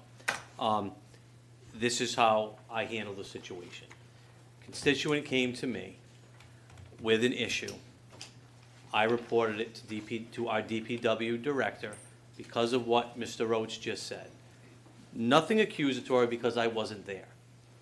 So, at this point, it could have been a mailman, it could have been somebody dropping off the bins, the UPS driver, it could have been a neighbor, I have no idea. I was just gonna say. And personally, my job, a constituent came to me with an issue, and I treat it like I handle any other issue. Mr. Riley, I don't know you from Adam, so, please don't take it personal, it wasn't meant to be personal, but if a constituent comes to me again, which some of you may be my constituents, with an issue involving something with planning, DPW, Parks and Rec, finance, I'm gonna pass that issue along. If I can give you an answer, I will. If I can't, I won't. And again, So, that's pretty much what happened. I'm only saying that because my name was mentioned here, so. and again, to everybody at DPW, we as council members do get complaints. 9 out of 10, we will not go directly to you, unless we're on the scene or something, or we're at a site and there's something going on. But we will go to Don, or we will go to Ernie, and that's the direction that we as a council have taken. So if we get that complaint, we'll let Don deal with it, or whoever was in charge before, and then they'll give us an answer back. So I wanna point that out, and I will say, all you guys know where my house is, Amazon's been on my front lawn, and there's no reason for. So is the garbage, big garbage. No, I can tell you, Amazon has been on my front lawn, and they've put the divots in, and I've had to call them, and I'm on a dead end, there's no, you should be able to turn around and get out of there, but they used my lawn. I mean, Tom, I don't know who it was, I will talk to you later, because I don't know which house it was, but I do know 2 people who live on Old Carriage that do have cameras. The one in the corner, the old folks in the corner? Nope. Motion to adjourn. We can talk later. Motion to adjourn. Second. All in favor? Have a good night.